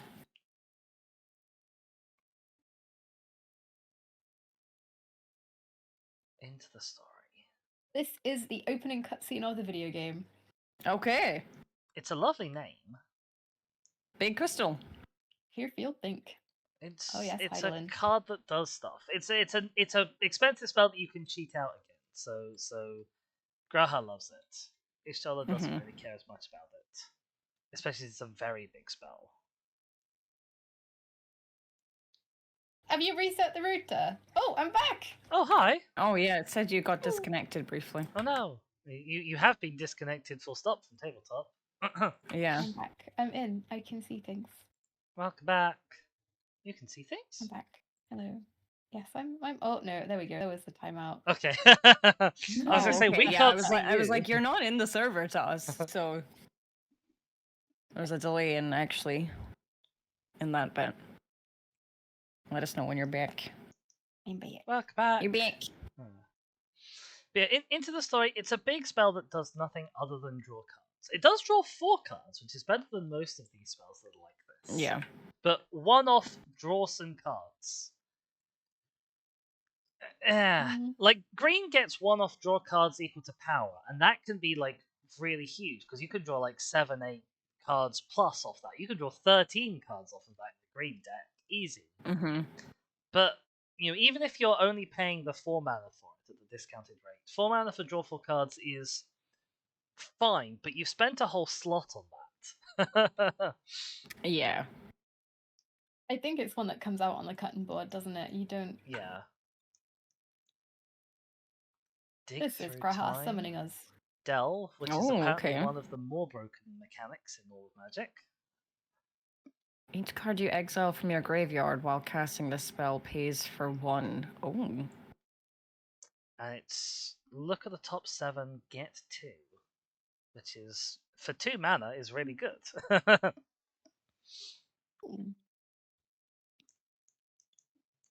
And again, it's a cheated out big spell. Graha will love it. I feel like Graha almost should have been the main commander of this deck instead of Ishtola. Yeah. Sometimes, like I guess Ishtola kind of likes the other creatures that want you to play lots of spells. Ishtola works better with playing lots of spells than Graha does, even though she doesn't play that well, because to play lots of spells, they have to be cheap, and she wants you to be playing medium-sized spells. Yeah. But yeah, this is definitely a Graha card. Yeah, I feel like a lot of them have been. I mean, it is literally Graha Tia summoning us through time, so I would be a bit disappointed if it was a Y'shtola card. Yeah. Yeah, it's not what I do normally, I think, unfortunately. Alright, and now we have the big blob of artifacts. This is not the Soul Ring. This is not the Soul Ring. I can go and grab the Soul Ring for folks to look at. We've got an Aetherite, which is one of the things that you teleport to when you're teleporting. Have a look at the Soul Ring. Artifacts. Soul Ring. Can I see it big? No. I'm not allowed, but we can see it. It's a Soul Ring. It's a pretty Soul Ring. It's one of those Soul Rings where the ring is like, it's a big ring, not a small ring. Yeah. I'm gonna put the signet there because these are. Oh, hang on. Are you still doing stuff on tabletop? I'm still tabbed into. Yeah, no, I'm just pulling them in a way because there's a lot of these artifacts that do not need much time dedicated to them. Yeah. Oh, we should actually look at Final Fantasy Joy. The Arcane Signet as well, because I think that also. Yeah, the Arcane Signet also has its own art. That's a little hand holding a little crystal-y thing. Yes. Hex, can you explain this? So what is the crystal-y thing? Like Azum's soul crystal, Azum being a basically, we ate a lot of crunchy fruit candies that look like that. We picked them up along the way. And this is the thing imbued with ancient magic from the ancient who we are basically, it's not been confirmed, but it's basically been confirmed that we are like, everybody's soul got split into multiple pieces, right? And now they're all wandering around in different versions of the world. And we are them, and this is their like little symbol of post, and this is through which we use the summoning magic to summon all of our otherworldly friends to help us take down bosses and things when times are hard. I see. And it's one of the last sort of remaining bits and bobs related to the Scions.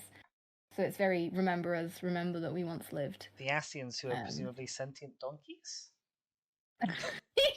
They were like the unsundered, the people who were people before we were people, in that before everything got split up into many things. Oh, so they were like better at most things because they were multiple times the person that we will ever be because they were many people, but one person. Oh, I love this thought vessel art. I've just tabbed back into the tabletop set. Yes, so this is an Allegan node. This is very sci-fi. Pretty cool. Yeah, the Allegans have a lot of sci-fi stuff going on. So these are like little computers that you can interact with, basically. So yeah, it makes sense that that's the thought vessel. And then these 5, I think there are more of these, but not all in here. I've pulled out to the side because these are the weapons to the right that are in here, and I love that they are in here, but you know, they're in here because you want the Final Fantasy players to be like, yeah, these are the weapons that you would use for your jobs. It's really interesting, and no one other than Shaq will know or care about this. But I've been doing a little project on the site for what if I were designing universes beyond Hollow Knight, and this weird little obscure card would have been one of the reprints I would have put in. And then now it's here being reprinted in Final Fantasy.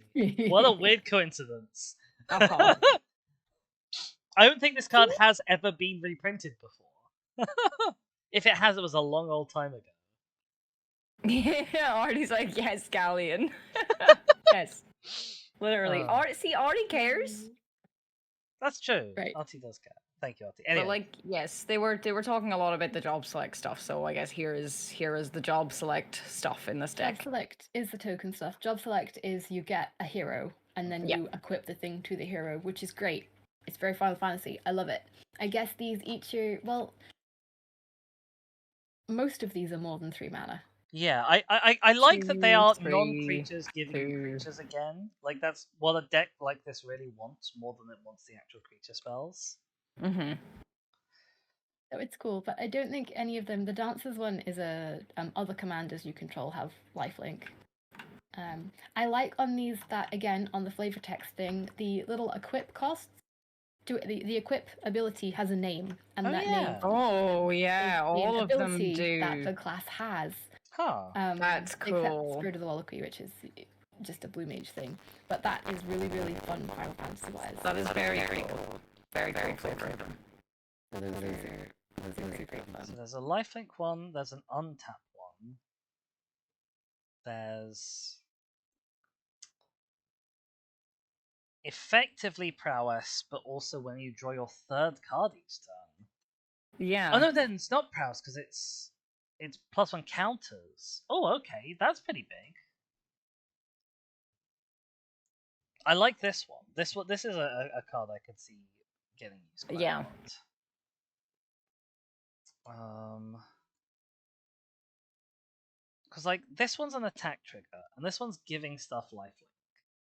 And this isn't, especially it's giving commanders lifelink. So I guess Y'shtola is doing damage off of her pings. So this works for her.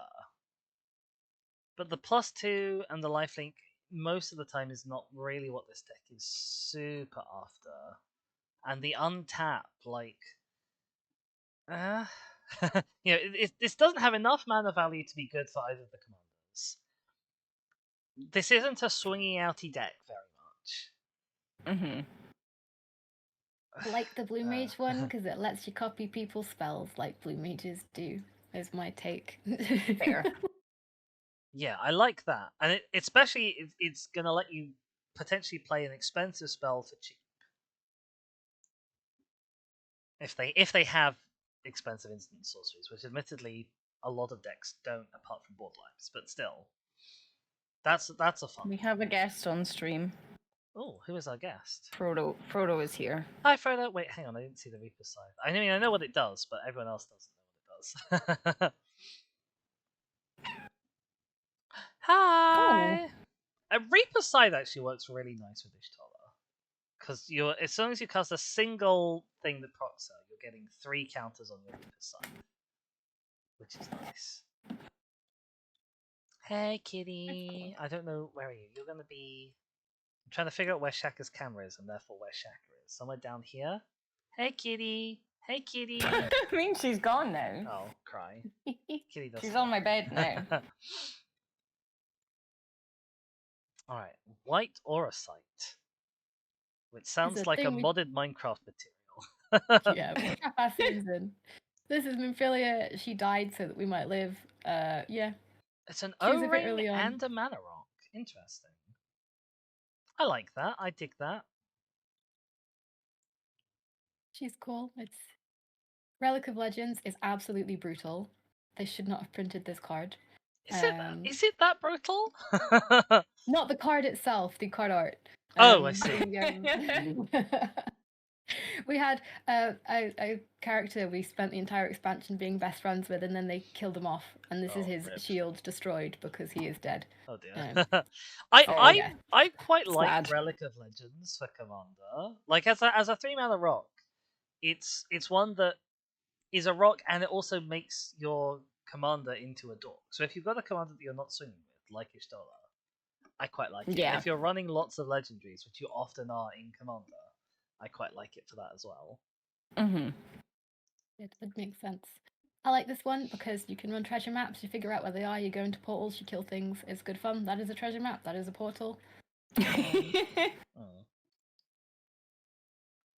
Archaeomancer's map as a card is fine. You know, blue is not so. White is always desperate for more ramp. It's one of the better white ramp pieces, probably. Specifically white as opposed to colorless. I probably wouldn't often run it over just a 3-mana rock. Fair. Talisman. Was this the last? No, it's not the last one. Not by a long shot. Oh, what a The art is a very legendary white mage Spectre cane that got broken and keeps getting stolen because it's powerful. But it's kind of more of a throwback. So people who played before Realm Were Born happened will like this one more than people who came after. But it is it's a cool one. And then the Talisman of Hierarchy, is that you're saying Red Mage thing from the hero? This is a Red Mage focus. Or Realm of Reborn. Like as in the Final Fantasy 14 that got scrapped. Yes, and came back. Yeah. Like, this is shit. Game. We need to do it again. Yes, and then it's done very well. So it's Talisman of Hierarchy. Tome of Legends is fun because it's surrounded by tomestones, which is like the weekly thing you got to cap. You got to run things to do. And it's a sticker book which you can do weekly deliveries, and it is that. So it is fun for a Tome of Legends. I would put Tome of Legends into things I would not normally put Tome of Legends into because it has that art.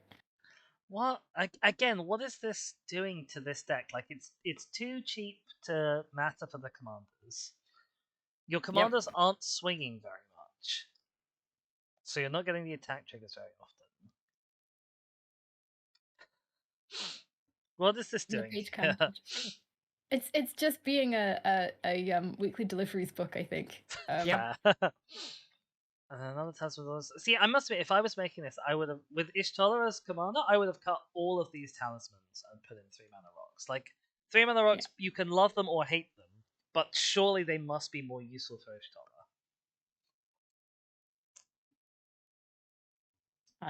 It's a friend stone. We put our friends in these and transport them between dimensions. Willingly? Yes. Okay. Well, yes. Well, they accidentally got taken. Well, they didn't accidentally, but it was kind of accidentally. I don't know. Yeah, it's fun. It's Grahatia in the background, but Crystal Exarch Grahatia, so we like it. 6 mana is a lot. It makes more sense in context. Okay. I mean, it's a lot of mana, but like you tap it to get 3 mana of any color, and it draws you 3 cards when it enters. Yeah. Like Coveted Jewel is an interesting card. I've seen people who know their Magic a lot playing it, but not often. I don't know enough Magic to play it successfully, I think. It's like a mini Monarch. Well, it's not a mini Monarch, I guess, because it's drawing 3 cards, but like maybe it's a maxi Monarch. yeah. That player draws 3 cards and gains control of the artifact. So, if you were playing a Monarch deck, you could also run Coveted Jewel. Let's put it that way. And I was looking at Dethrone recently. Authority of the Consoles. Like, it's a Stacks piece. I get that we're in the Stacks colors because we're in Esper, but why? I mean, maybe it's relevant for the lore. It makes sense for Yotsuyu, but because she turns into a primal later on, we get her as Tsukiyomi, so I think that would have been just as beloved. Champions from Beyond. But yeah. Make X 1/1 this hero card. tokens. This is a good card. Because this little summoning circle under us is when we use the crunchy jewel to summon all of our friends. So Light Party is when there's only 4 of you. So that's why Light Party does Light Party. And Full Party is when you're in a raid or something that requires 8 people. Hence the makes total sense. So I go feral for this because of the Light Party, Full Party situation. And the summoning of the heroes to take on whatever fight you're in. Yeah. Flavor-wise, this is great. It sounds great. As a white card, in general, I quite like it. Like, it's making you boys, and then it's got some classic white abilities of the more boys you have, the more good stuff you do. The 4 and 8 thresholds are a little steep. I'd expect it normally to be like 3 and 6. Obviously, they're that way for lore. For flavor. They're flavor. Yeah. If I'm swinging with 4 whole creatures, I might want a little bit more than a Scry 2 and draw. But I guess it is making these some creatures as well. But yeah, I don't know if playing this you'd have more tokens than it seems like you would, but yeah. Yeah, if it's in a really wide deck. And you're right, Squishy, actually, yeah. Playing it for X of Zeros can be fine as well.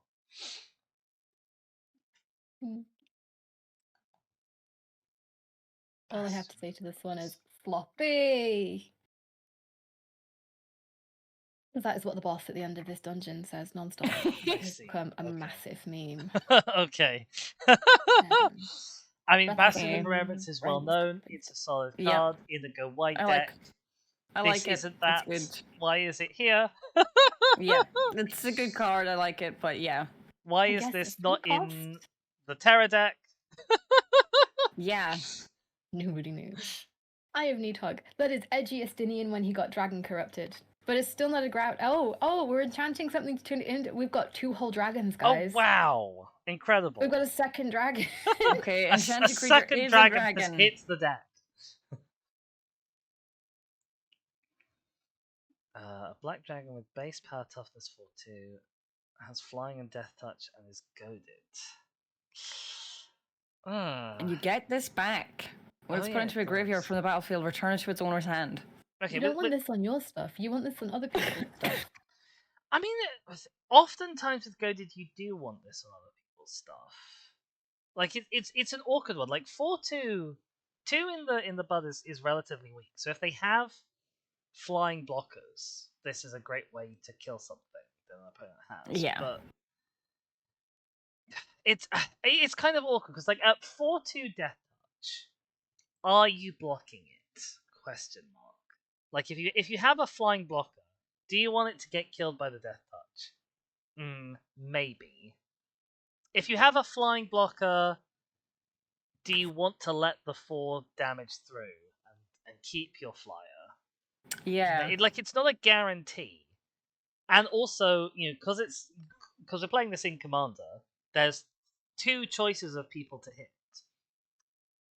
So what if the other person might just not have a flying blocker, and then like all goaded things, if it comes down to the 1v1 at the end, suddenly your opponent has the 4/2 flyer with death touch that you don't really want to block, but you also don't want to let them hit you over and over again. I like that it's a 3-cost spell you can cast again and again, though, if it comes back to you. That is true. Yeah, I'd nearly just rather the thing that it makes the creature not be flying.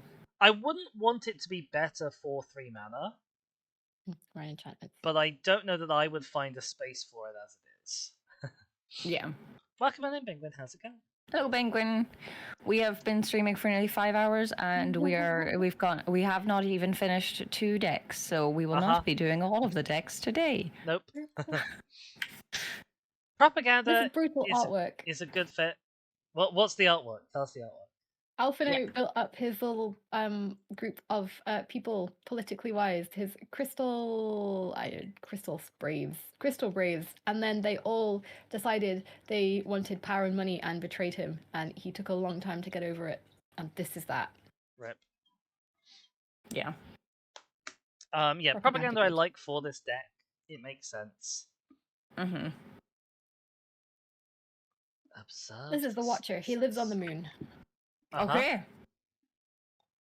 I mean, I guess it's quite difficult to do very much more than watch if you live on the moon. Yeah. Yes. Well, the moon is also a spaceship, but that's Final Fantasy nonsense, so you know. Yeah. I see.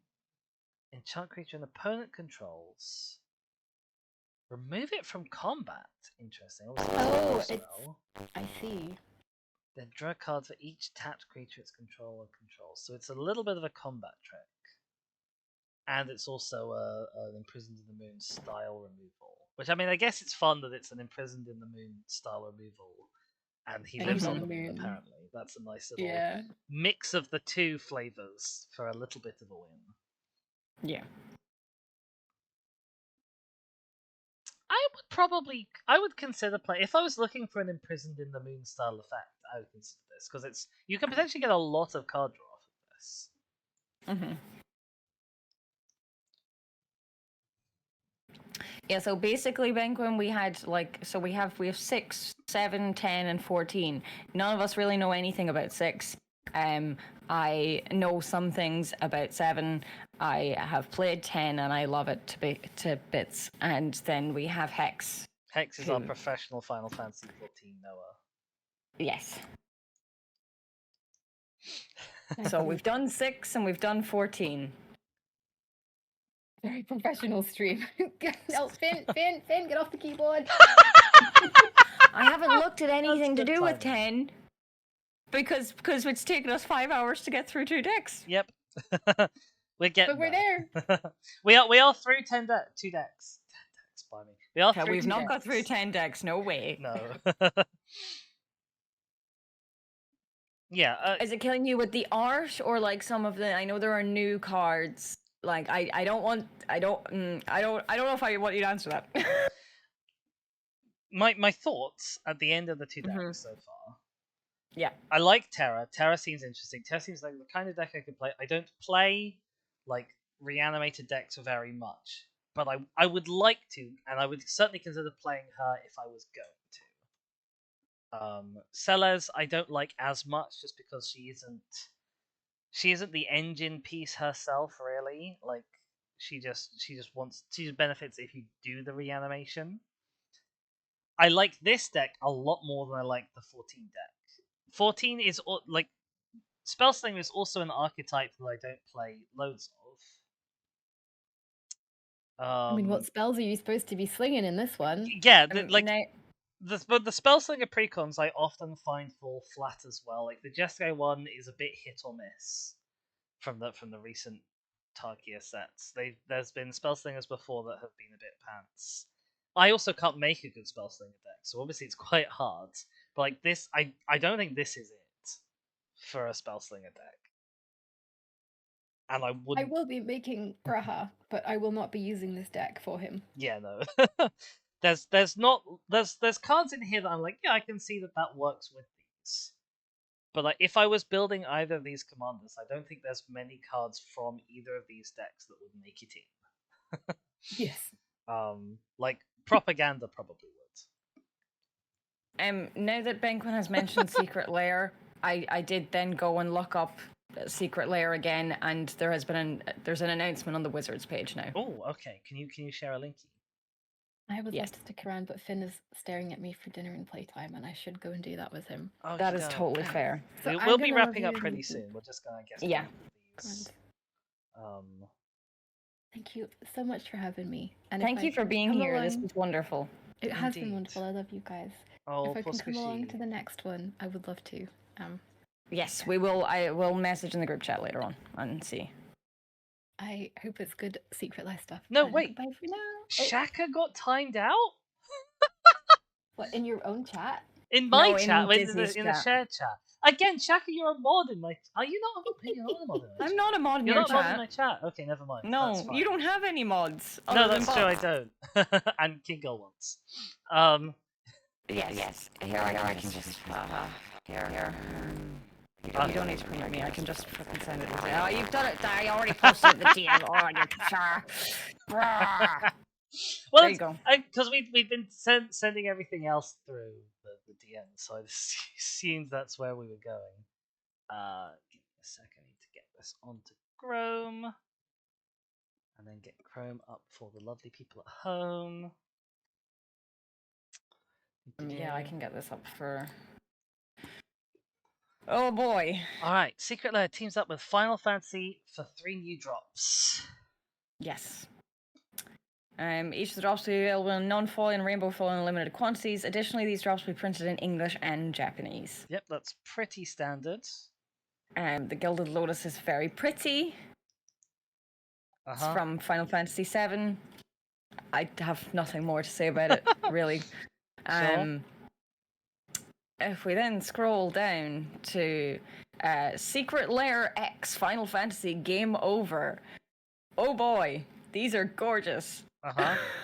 So we've got a Day of Judgment as Spira's punishment, which makes I feel like that's sense. going to be quite a commonly secret-led card, but it does make sense. That is Sin. Sin, you know, Sin's destroying the world basically. That is Sin coming up out of the water and destroying part of Spira.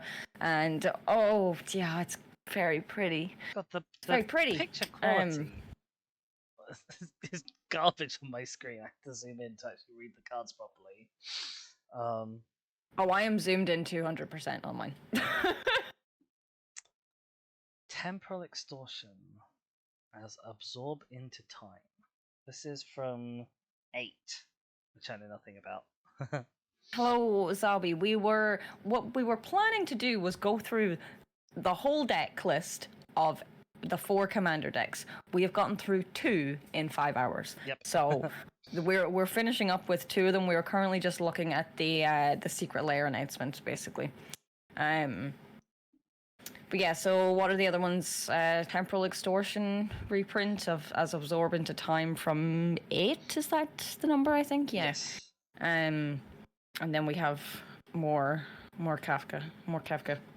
It's interesting. It's an extra turn, but someone can pay half their life to counter it. Interesting. So most of the time it's an extra turn. Yeah, most of the time it's an extra turn, yes. I know nothing about 8 or 6, but these are pretty cards. Pretty cards. Toxic Deluge, sure. Oh, that Sephiroth picture, that's great for Star of Extinction. Meteor Fall. He summons the meteor, big meteor. Sure. Makes sense. What is big sense. Star of Extinction? Star of Extinction is a card I've never heard of. I love it when they do, like, obscure cards for Secret Lairs. Like, when it's something like Day of Judgment, I'm like, who cares? I've seen a million Days of Judgment. But Star of Extinction, I have never seen anyone play that card, so I'm much happier to see Destroy target land. Meteor Fall deals 20 damage to each creature and each planeswalker. Oh boy. Yeah, it's a board wipe plus 1 land. I think that's fun. 1 land, yeah. I think that's great. I like that. Yeah, I like that. Unseat the Usurper, Praetor's Grasp. It's Origin from 15. Thank you, Penguin. Search target opponent's library from a card and exile it face down. Then that player shuffles. You may play that card for as long as it remains exiled. Oh, it's a theft. It's a black theft rather than a blue theft. Normally, I think it's blue that gets like theft directly from the opponent's library, but yeah. Very pretty art. Indeed. Okay, if we scroll down to the next one, we have we have secret. Is that always your response when you see Yuna? Shut up. I love her. Look at her. Yeah, she is great. Right, so we have Prismatic Ending as Yuna's Holy Magic. Which is a crap name for a card, I'm very sorry. But look at her. Yes. She is... Yeah, so the flavor text on I live for the people of Spearham, would have gladly died for them, so... Yuna, summoner, trying to get rid of sin. At the end of their pilgrimage, they go and they try to summon the final Aeon, and summoning the final Aeon kills them. So everyone was fully aware of this going into it, except for Titus, who then realized later down the line, I was like, Yuna can't die. But yeah, so she's got Converge, exile target non-land permanent if its mana value is less than or equal to the number of colors of mana spent to cast this spell. That's an odd one. Yeah. It doesn't see a lot of play, I'm guessing, and probably for good reason. But probably. Then we have Cyclonic Rift as Jesus. Hope's Arrow Magic. I don't know if you know Cyclonic Rift. It has a no idea. It's quite a strong card. So the effect is return target non-land permanent you don't control to its owner's hand, and if you instead pay 7 mana, it is each non-land permanent you don't control. So it's an asymmetric board wipe at instant speed for 7 mana. It's very good. Yeah, and that's very good. A very popular card. It's from 13. Very very pretty art. I like the 13, art. But the art is very, very pretty. I guess all of these cards have the same naming scheme, and I just think the names are they're just they don't. These ones are all and I know of Noctis from 15. It's what is this? It's Damn as his death magic. Destroy target creature. A creature destroyed this way can't be regenerated. Overload for 2 and 2 white. Yeah, so that's a symmetric board wipe for 4 mana, which I mean is as good as Day of Judgment, but you also have the option of casting it the normal way. So how do you know that that's a symmetric versus the other one's asymmetric? Whenever it just says overload, is that not the same ability?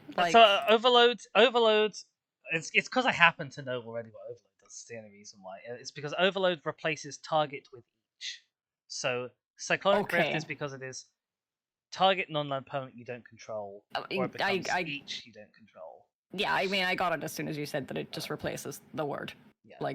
That makes total sense now, because I was assuming overload was the same ability, but it's that it just changes the word target to each. So yeah, that makes much more sense. Vivi! I love Vivi. I've never played 9. I don't know anything about 9. Vivi appears in Kingdom Hearts. So I love him. Little Lightning Bolt again, it's not wrong to do it as Lightning Bolt, especially if it's under Magic. But Lightning Bolt is one of the most secret layered cards. Mm-hmm. But look, do we need another Lightning Bolt? Gorgeous though. It's pretty. It's so pretty. Then we have Heroic Intervention as Aerith. Oh, I love this. This is gorgeous. This makes so much sense. So yeah, I love this.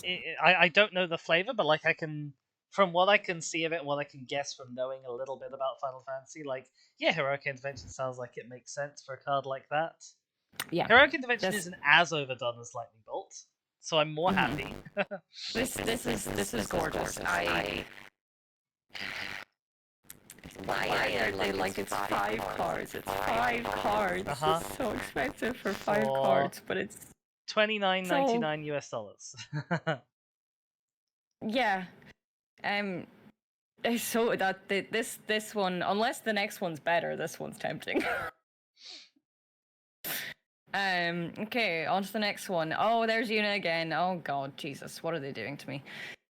Okay, this one's weapons specifically. This isn't. So are they all gonna be artifacts then? They are. Yeah, oh god, okay. Right, Una's sending staff, which is the staff of the storyteller. When this artifact enters, create a 1/1 white spirit creature token with flying. Well, this one's not an equipment one. First one. Oh, sorry, no, you're right. It's not. I'm a fool. When you create one or more creature tokens, put a story counter on this artifact. So you can pay 1 white and tap to remove a story counter from this artifact and draw a card. I love this. Yes. I love this so much. This is amazing. I love this. Yeah. This is perfect. Like, strictly from a mechanical standpoint, it doesn't work that well with the summons, but flavor-wise, it's wonderful. It's glorious. Yeah. Flavor-wise, I love this. This is brilliant. The art on this Invictus Blade thing, that is... Yes, so, like, what I know of 16, there is, like, so we have Clive, and then we have, like, his brother, or, like, someone that's, like, the reverse of him that is him, or something similar to that. I'm not up in it, I could be misspeaking completely, but I assume that is them being shown in the sword, which is cool. I beg we made such a good point that for $29 it's saving like 40 quid instead of buying them individually. You have a good point, but I'm like I can justify myself maybe buying one of these secret layers. I now already have a problem. Oh dear. The first one doesn't matter to me. The first one does not matter to me at all. These two, love it. Creatures Myriad, equipped for 4. Yeah, I like Blade of Cells. It's in a deck that I've made. I like Umezawa's Jitter, which is the next one, and I'm probably not. Thank you so much for saying those words. Oh, do not trust my pronunciation at all. Yeah, I would have stuttered over it even if it was right or wrong. So thank you so much for saying the words. Here's Cloud with his Buster Sword. It's Cloud's Buster Sword. That's what the card is. He's got a sword. He's a big boy with a big sword. 2 charge counters on his sword. Okay. Remove a charge counter from Buster Sword, choose one. Equipped creature gets +2/+2 until end of turn. Target creature gets -1/-1 until end of turn, or you gain 2 life. Yeah. Fun. I like it. And then we have Colossus Hammer. Okay, so this is from 14. Alas, we don't have Hex with us anymore. Dark Hammer, equipped creature gets +10/+10 and loses flying. Yes, but it's equip 8. Hex is here. Oh, hi. She's a cool girly. Okay. We like her, okay. She's pretty. She's got a big hammer. We just don't have Hex out loud. Yes. Colossus Hammer sucks, though. In a deck where you have a creature that can snap equipment onto itself for free, I don't hate Colossus Hammer, because +10/+10 is +10, but you can do a lot with +10/+10. Yeah. And especially if it's on a commander, then you are instantly threatening commander damage victories. Yeah. But you do not want to be paying 8 for it. It's so not worth the cost if you have to actually pay for it. My boy, we have 2 things from 10 here. This is why this is a problem, because like I liked I'm in love with the Una art and the VV and the Aerith art from the first one. From the second set of things. This has 2 things from 10. We have Sword of Truth and Justice as Titus's Brotherhood sword. I love this art. He looks amazing. I love this. Yeah, I mean, it's Sword of X and Y, so it's always going to be a solid card.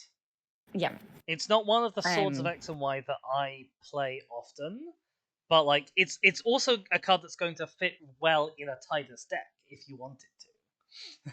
I am in danger. I'm not in danger when we look at the 10 deck, because the 10 deck is coming to me. I'm going to own the 10 deck. That's fine. I won't look at the cards and go, oh, I should buy the deck. The deck's been bought for me. It's fine. So yeah, equipped creature gets +2/+2, is protected from white and blue. Whenever equipped creature deals combat damage to a player, put a +1/+1 counter on creature you control, then proliferate. I like this. Yeah. I like it. It makes sense. They're all good cards, and this is no exception. The fact that it's Titus Sword and it works well with the Titus deck is icing on the cake. Yeah. Cry. So, do these just release on the 13th, and then it's a just run and try and get in the queue kind of thing? Normally, yes, it'll be. Normally, it'll be whatever the specific hour, minute, second is that it drops. There will be 8,000 people in the queue refreshing the page to get in the line. These drops will go on sale as part of our summer super drop on June 9th, 2025 at 9 a.m. PT. Where are you reading this? I've scrolled down further. I am away when that's happening. I am back that day. When is 9 a.m. PT? It's good question. There are also promos. What do you mean by promo? I don't know enough about Magic and release things to know I also when don't you're know saying what means promos. like, because Penguin was saying earlier,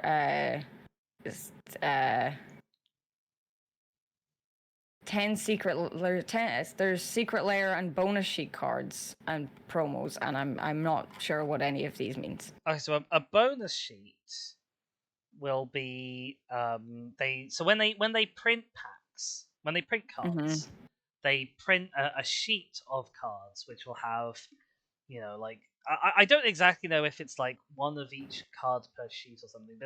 It'll be one big piece of cards that has a copy of each card on it, and they then cut up and they divvy it up into the packs. And a bonus sheet it's called a sheet because it's one of these sheets of cards, but the bonus sheets have different cards from like the base cards that are in the pack. So sometimes they have special artworks, sometimes they have cards from other sets that have been given sort of a special treatment. You saw my Aveline that I had as the commander for the Aveline deck? Yep. I don't know if that's a bonus sheet, but like that's a special treatment of the kind that you could get on a bonus sheet. You can get stuff like that, like unusual looking cards or cards from different sets times past, things like that. And apparently there's also promotional cards at store events. Which is not in this article. Oh, the Gilded Lotus is a promo card. Yes, the Gilded Lotus is a promo card with Secret Lab bundles, so they also have those. Okay. Bonus sheet for Final Fantasy's original card. Yeah, yes, I'm aware of that. Oh, yeah. Okay, yeah, we already knew that. Aerith with a steel chair? Well, that's amazing. I don't think I've seen Aerith with a steel chair. Yeah, because we were told a good while ago about original concept art, because like they showed us a while ago Yuffie on with original concept art and stuff. Incredible. But I haven't looked at them all. Do you have them up now? I have Aerith Gainsborough up now. Where did you find this? Can you? I just googled Aerith with a steel chair. I'll be honest, because that's exactly what Penguin typed in the chat. Right. Okay. The card is Aerith Gainsborough. I don't know if it'll be on Scryfall yet. It's fine. I don't want to be switching between tabs on the stream screen. It messes with me because it looks weird because I'm just jumping about and googling things, and it's fine. No worries. Yeah, she's got a steel chair.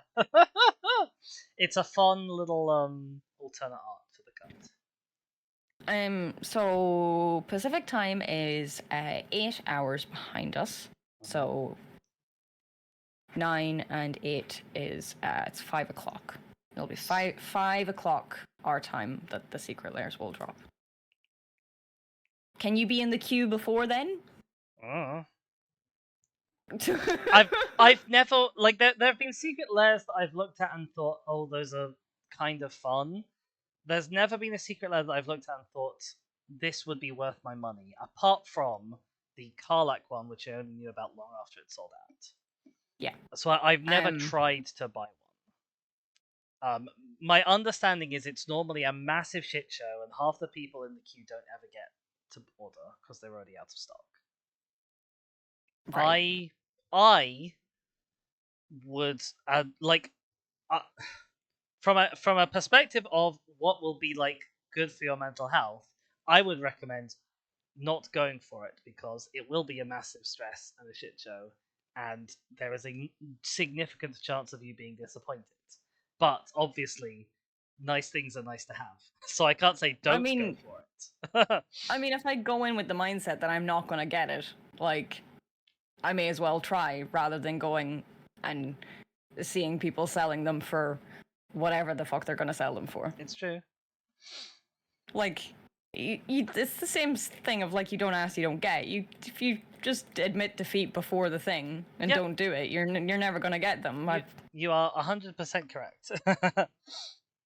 I feel like it's a bit of a, I don't know, like, if I go in with the attitude that I'm not gonna get it, then I won't be disappointed because I didn't get it when I thought I wouldn't. But like, I feel it's a bit overly defeatist not to try if I want them. That's fair. But that might, I don't know.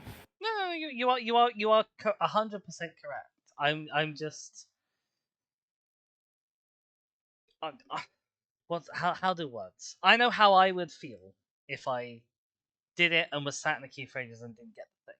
And for me, that would be like, I'd be so stressed trying to get it, trying to get on at the right time, and then navigate a website. And I'm fat-fingered and awful with a website at the best of times. Never mind when I'm under pressure. I don't see that. I don't know that it'd be a thing I'd get stressed about considerably. I'm just like, I'll get in the queue. If I don't get it, I don't get it. That's out of my control, really. That is a healthy attitude. There are a lot more things to be stressed about than. Yeah. June 9th is a Monday. Yes. 9 a.m. PT, which is 5 p.m. BST. Yeah. I can say correct time zone letters. Yeah, pleasant surprise if it happens. But yes, I would. I might go ask people who have bought secret layers before what the. Yes, that. Can you be there before the time? Like, can I wait in just to sit there and refresh thing? You know, like you do with buying crazy concert tickets for Ticketmaster. I could just refresh on the second that it lets me in / lets me into a queue. Yeah, I'd fully recommend going and seeking out people in the Goblin Math. I will ask in Ernest's Discord, probably, is my best bet. The only person I know has gone through it is Meabyte. Well, Meabyte is in there, so... Yeah. I was like, it's something of a refresh thing, but I reckon with these ones it's going to be crazy. I bought a couple before. Okay. Well, see, the thing is, right? I have a computer. I have a phone. I have a laptop. 3 times as many chances. There's 3 devices to get in. So, we can always try. If I have to make a choice to get one, I was about to say I'm leaning towards, and then I went, oh no, but the other one. So, I need to think about this. The one that would excite me the most, if it was me picking, would be the weapons one, because that's got the 2 Final Fantasy X characters who you know and love. Tidus is on a card that you will use. It's a solid card. Yeah. You at least have some familiarity with Cloud. And all of the arts on them all look good. My problem is with the other one. While I don't like Aerith, I know a good bit of her story from 7, also in Kingdom Hearts. Vivi, the precious little creature that's in Kingdom Hearts. Then there's Yuna that's there, and all 3 of those arts are gorgeous. And that's my problem. Probably has the better cards. Yeah, like even just looking at heroic intervention from Aerith is making me go, oh, I want it. Yeah, because That's why I said if it was for me, because I don't know anything really about Aerith at all. Yeah. I don't care that much. The only thing I like about Vivi is that it's sort of a vaguely cute design. I have no attachment to it. Yeah. Noctis, I don't care about. I really strongly dislike the names that they've given them all. I think like Yuna's Holy Magic. I didn't watch you play Final Fantasy X and come away thinking, oh well, what a catchphrase! Yuna's Holy Magic. Yeah. Yes, Penguin, give me lore, please. And I think lore is where we'll I can say words. Probably wrap it up. Yeah, like everything in the Grimoire set apart from Prismatic Ending is playable. And like readily playable. Yeah.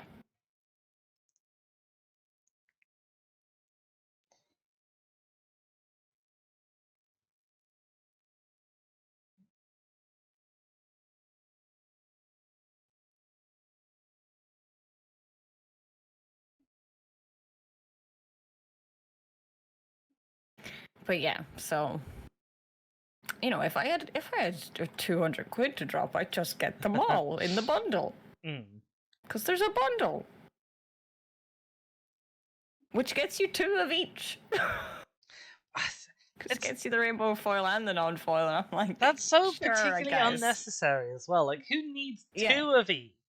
Like, just give me, like, sure, do that bundle, but also do a bundle where they're separate.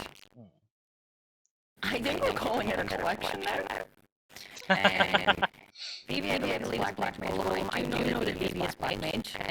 Manufacturer's been doing as told and casting what asked, but he's defective. He's got a personality, running around, learning. He's an individual unto himself, and his story is so sad. Aww. Oh. I love him, though. He's precious. He is precious. Okay, yes. I need to go have dinner.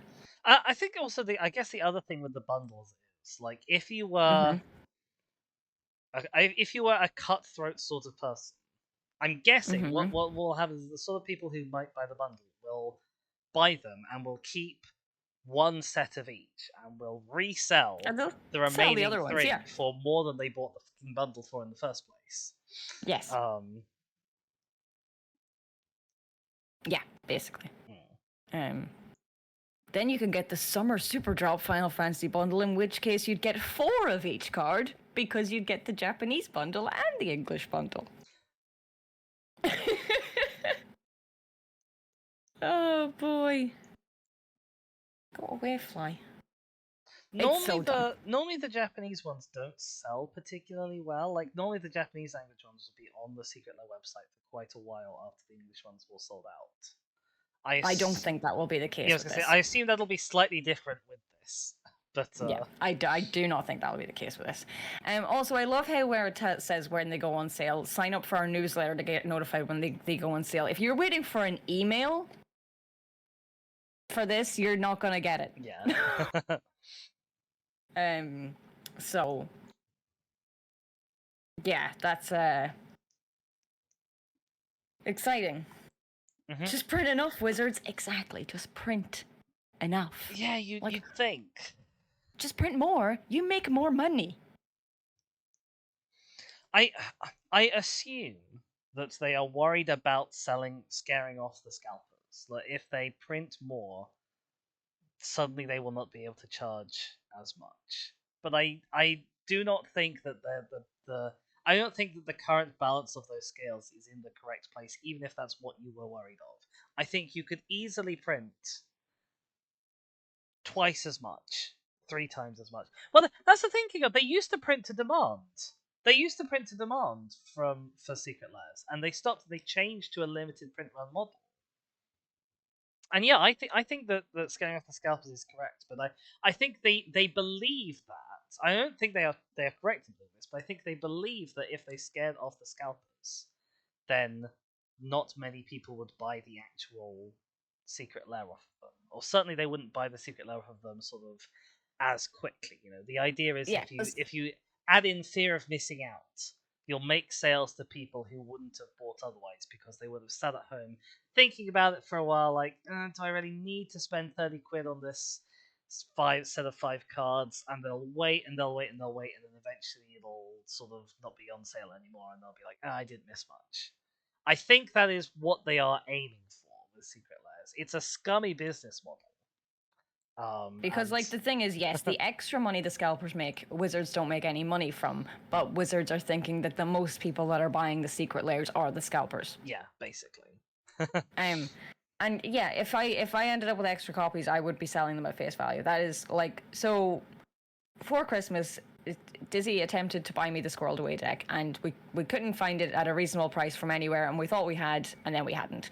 And then I got one at an auction on Amazon, and we were like, well, what if the one Dizzy ordered arrives? And I was like, well, if the one Dizzy order arrives, I'm going to sell one of them at face value, despite the fact that I have paid more than face value for one of them.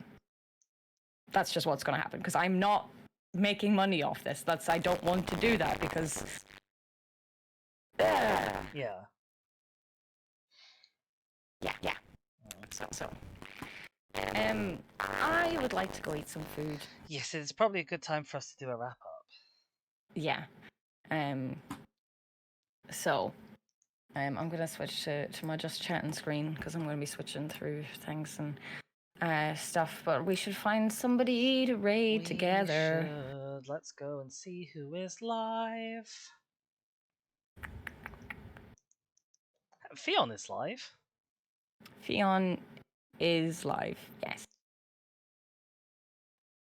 Fion is That doing is true. a joint copy stream with folks, so yes. Not. Sorry. No worries, you don't have to be sorry. There's this streamer who I watch quite often called Shaka6331. They're live. They're gonna be finishing very soon. Never mind. The poison failed. The potion failed. Fiona's live with other people. But yes, there's so many people live on my list. It's peak hours, I think, a little bit. Yeah. Oh boy. Pixel Storm. I don't know if you is know. Is Fish? Pixel Storm. Yeah, that's PIXAL_Storm. They're a member of the Fion possibly and or Zoe adjacent, sort of Yogs adjacent community. I don't know exactly where they fall in that.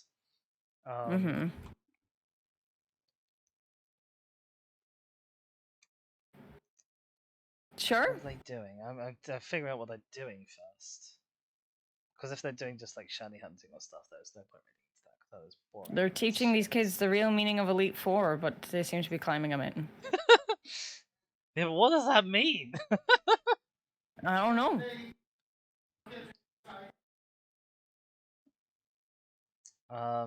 Yeah, if you have anyone better on your live list, please do point us at that. Because I mean, I was just gonna suggest Lamadi, honestly. I did not. I scrolled right past that. So, if you'd like to go there. Yes, I think that would be a fine place to go. I also realised my music has stopped at some point, and I don't know how long ago it was, but it's fine. It's fine. Yeah. Okay, right. I shall see you over there then. All right. Adios. It's been a pleasure. Bye for now. It has been wonderful. Thank you so much, and thanks so much to Hex if you're still around in the chat for joining us. Absolutely. Bye. Ciao. All right, it's just us now, gang. We're going to be heading on over to Hannah. It's Bloomadire. There we go. Who is playing Clair Obscur, the game that lots of people have been playing and talking about recently.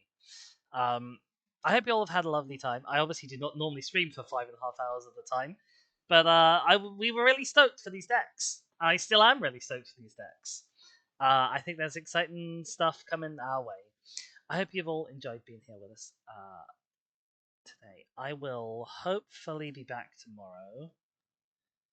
That is the plan. I don't know what the plan is for, but there there will hopefully be a stream tomorrow. It will probably be around the normal time, but who knows? I might be completely inconsolable. There's stuff going on in family life, so plans are tentative plans. But yeah, otherwise, if you have enjoyed this, I have exactly one other magic video up on my YouTube if you want to go and check that out. But otherwise, just thanks everyone for being here. And if you're watching this and you're a magic human and you're not followed, please do drop a follow. And if you've enjoyed watching, maybe consider doing the subscribe and also going over to Shaka and doing the follow and maybe even the subscribe over there to help folks out. It's always lovely. It's always appreciated. You guys are always lovely and always appreciated. My name has been Dizzy. Thank you so much for being here. I'll see you all next time. Ta-ra! Bye-bye!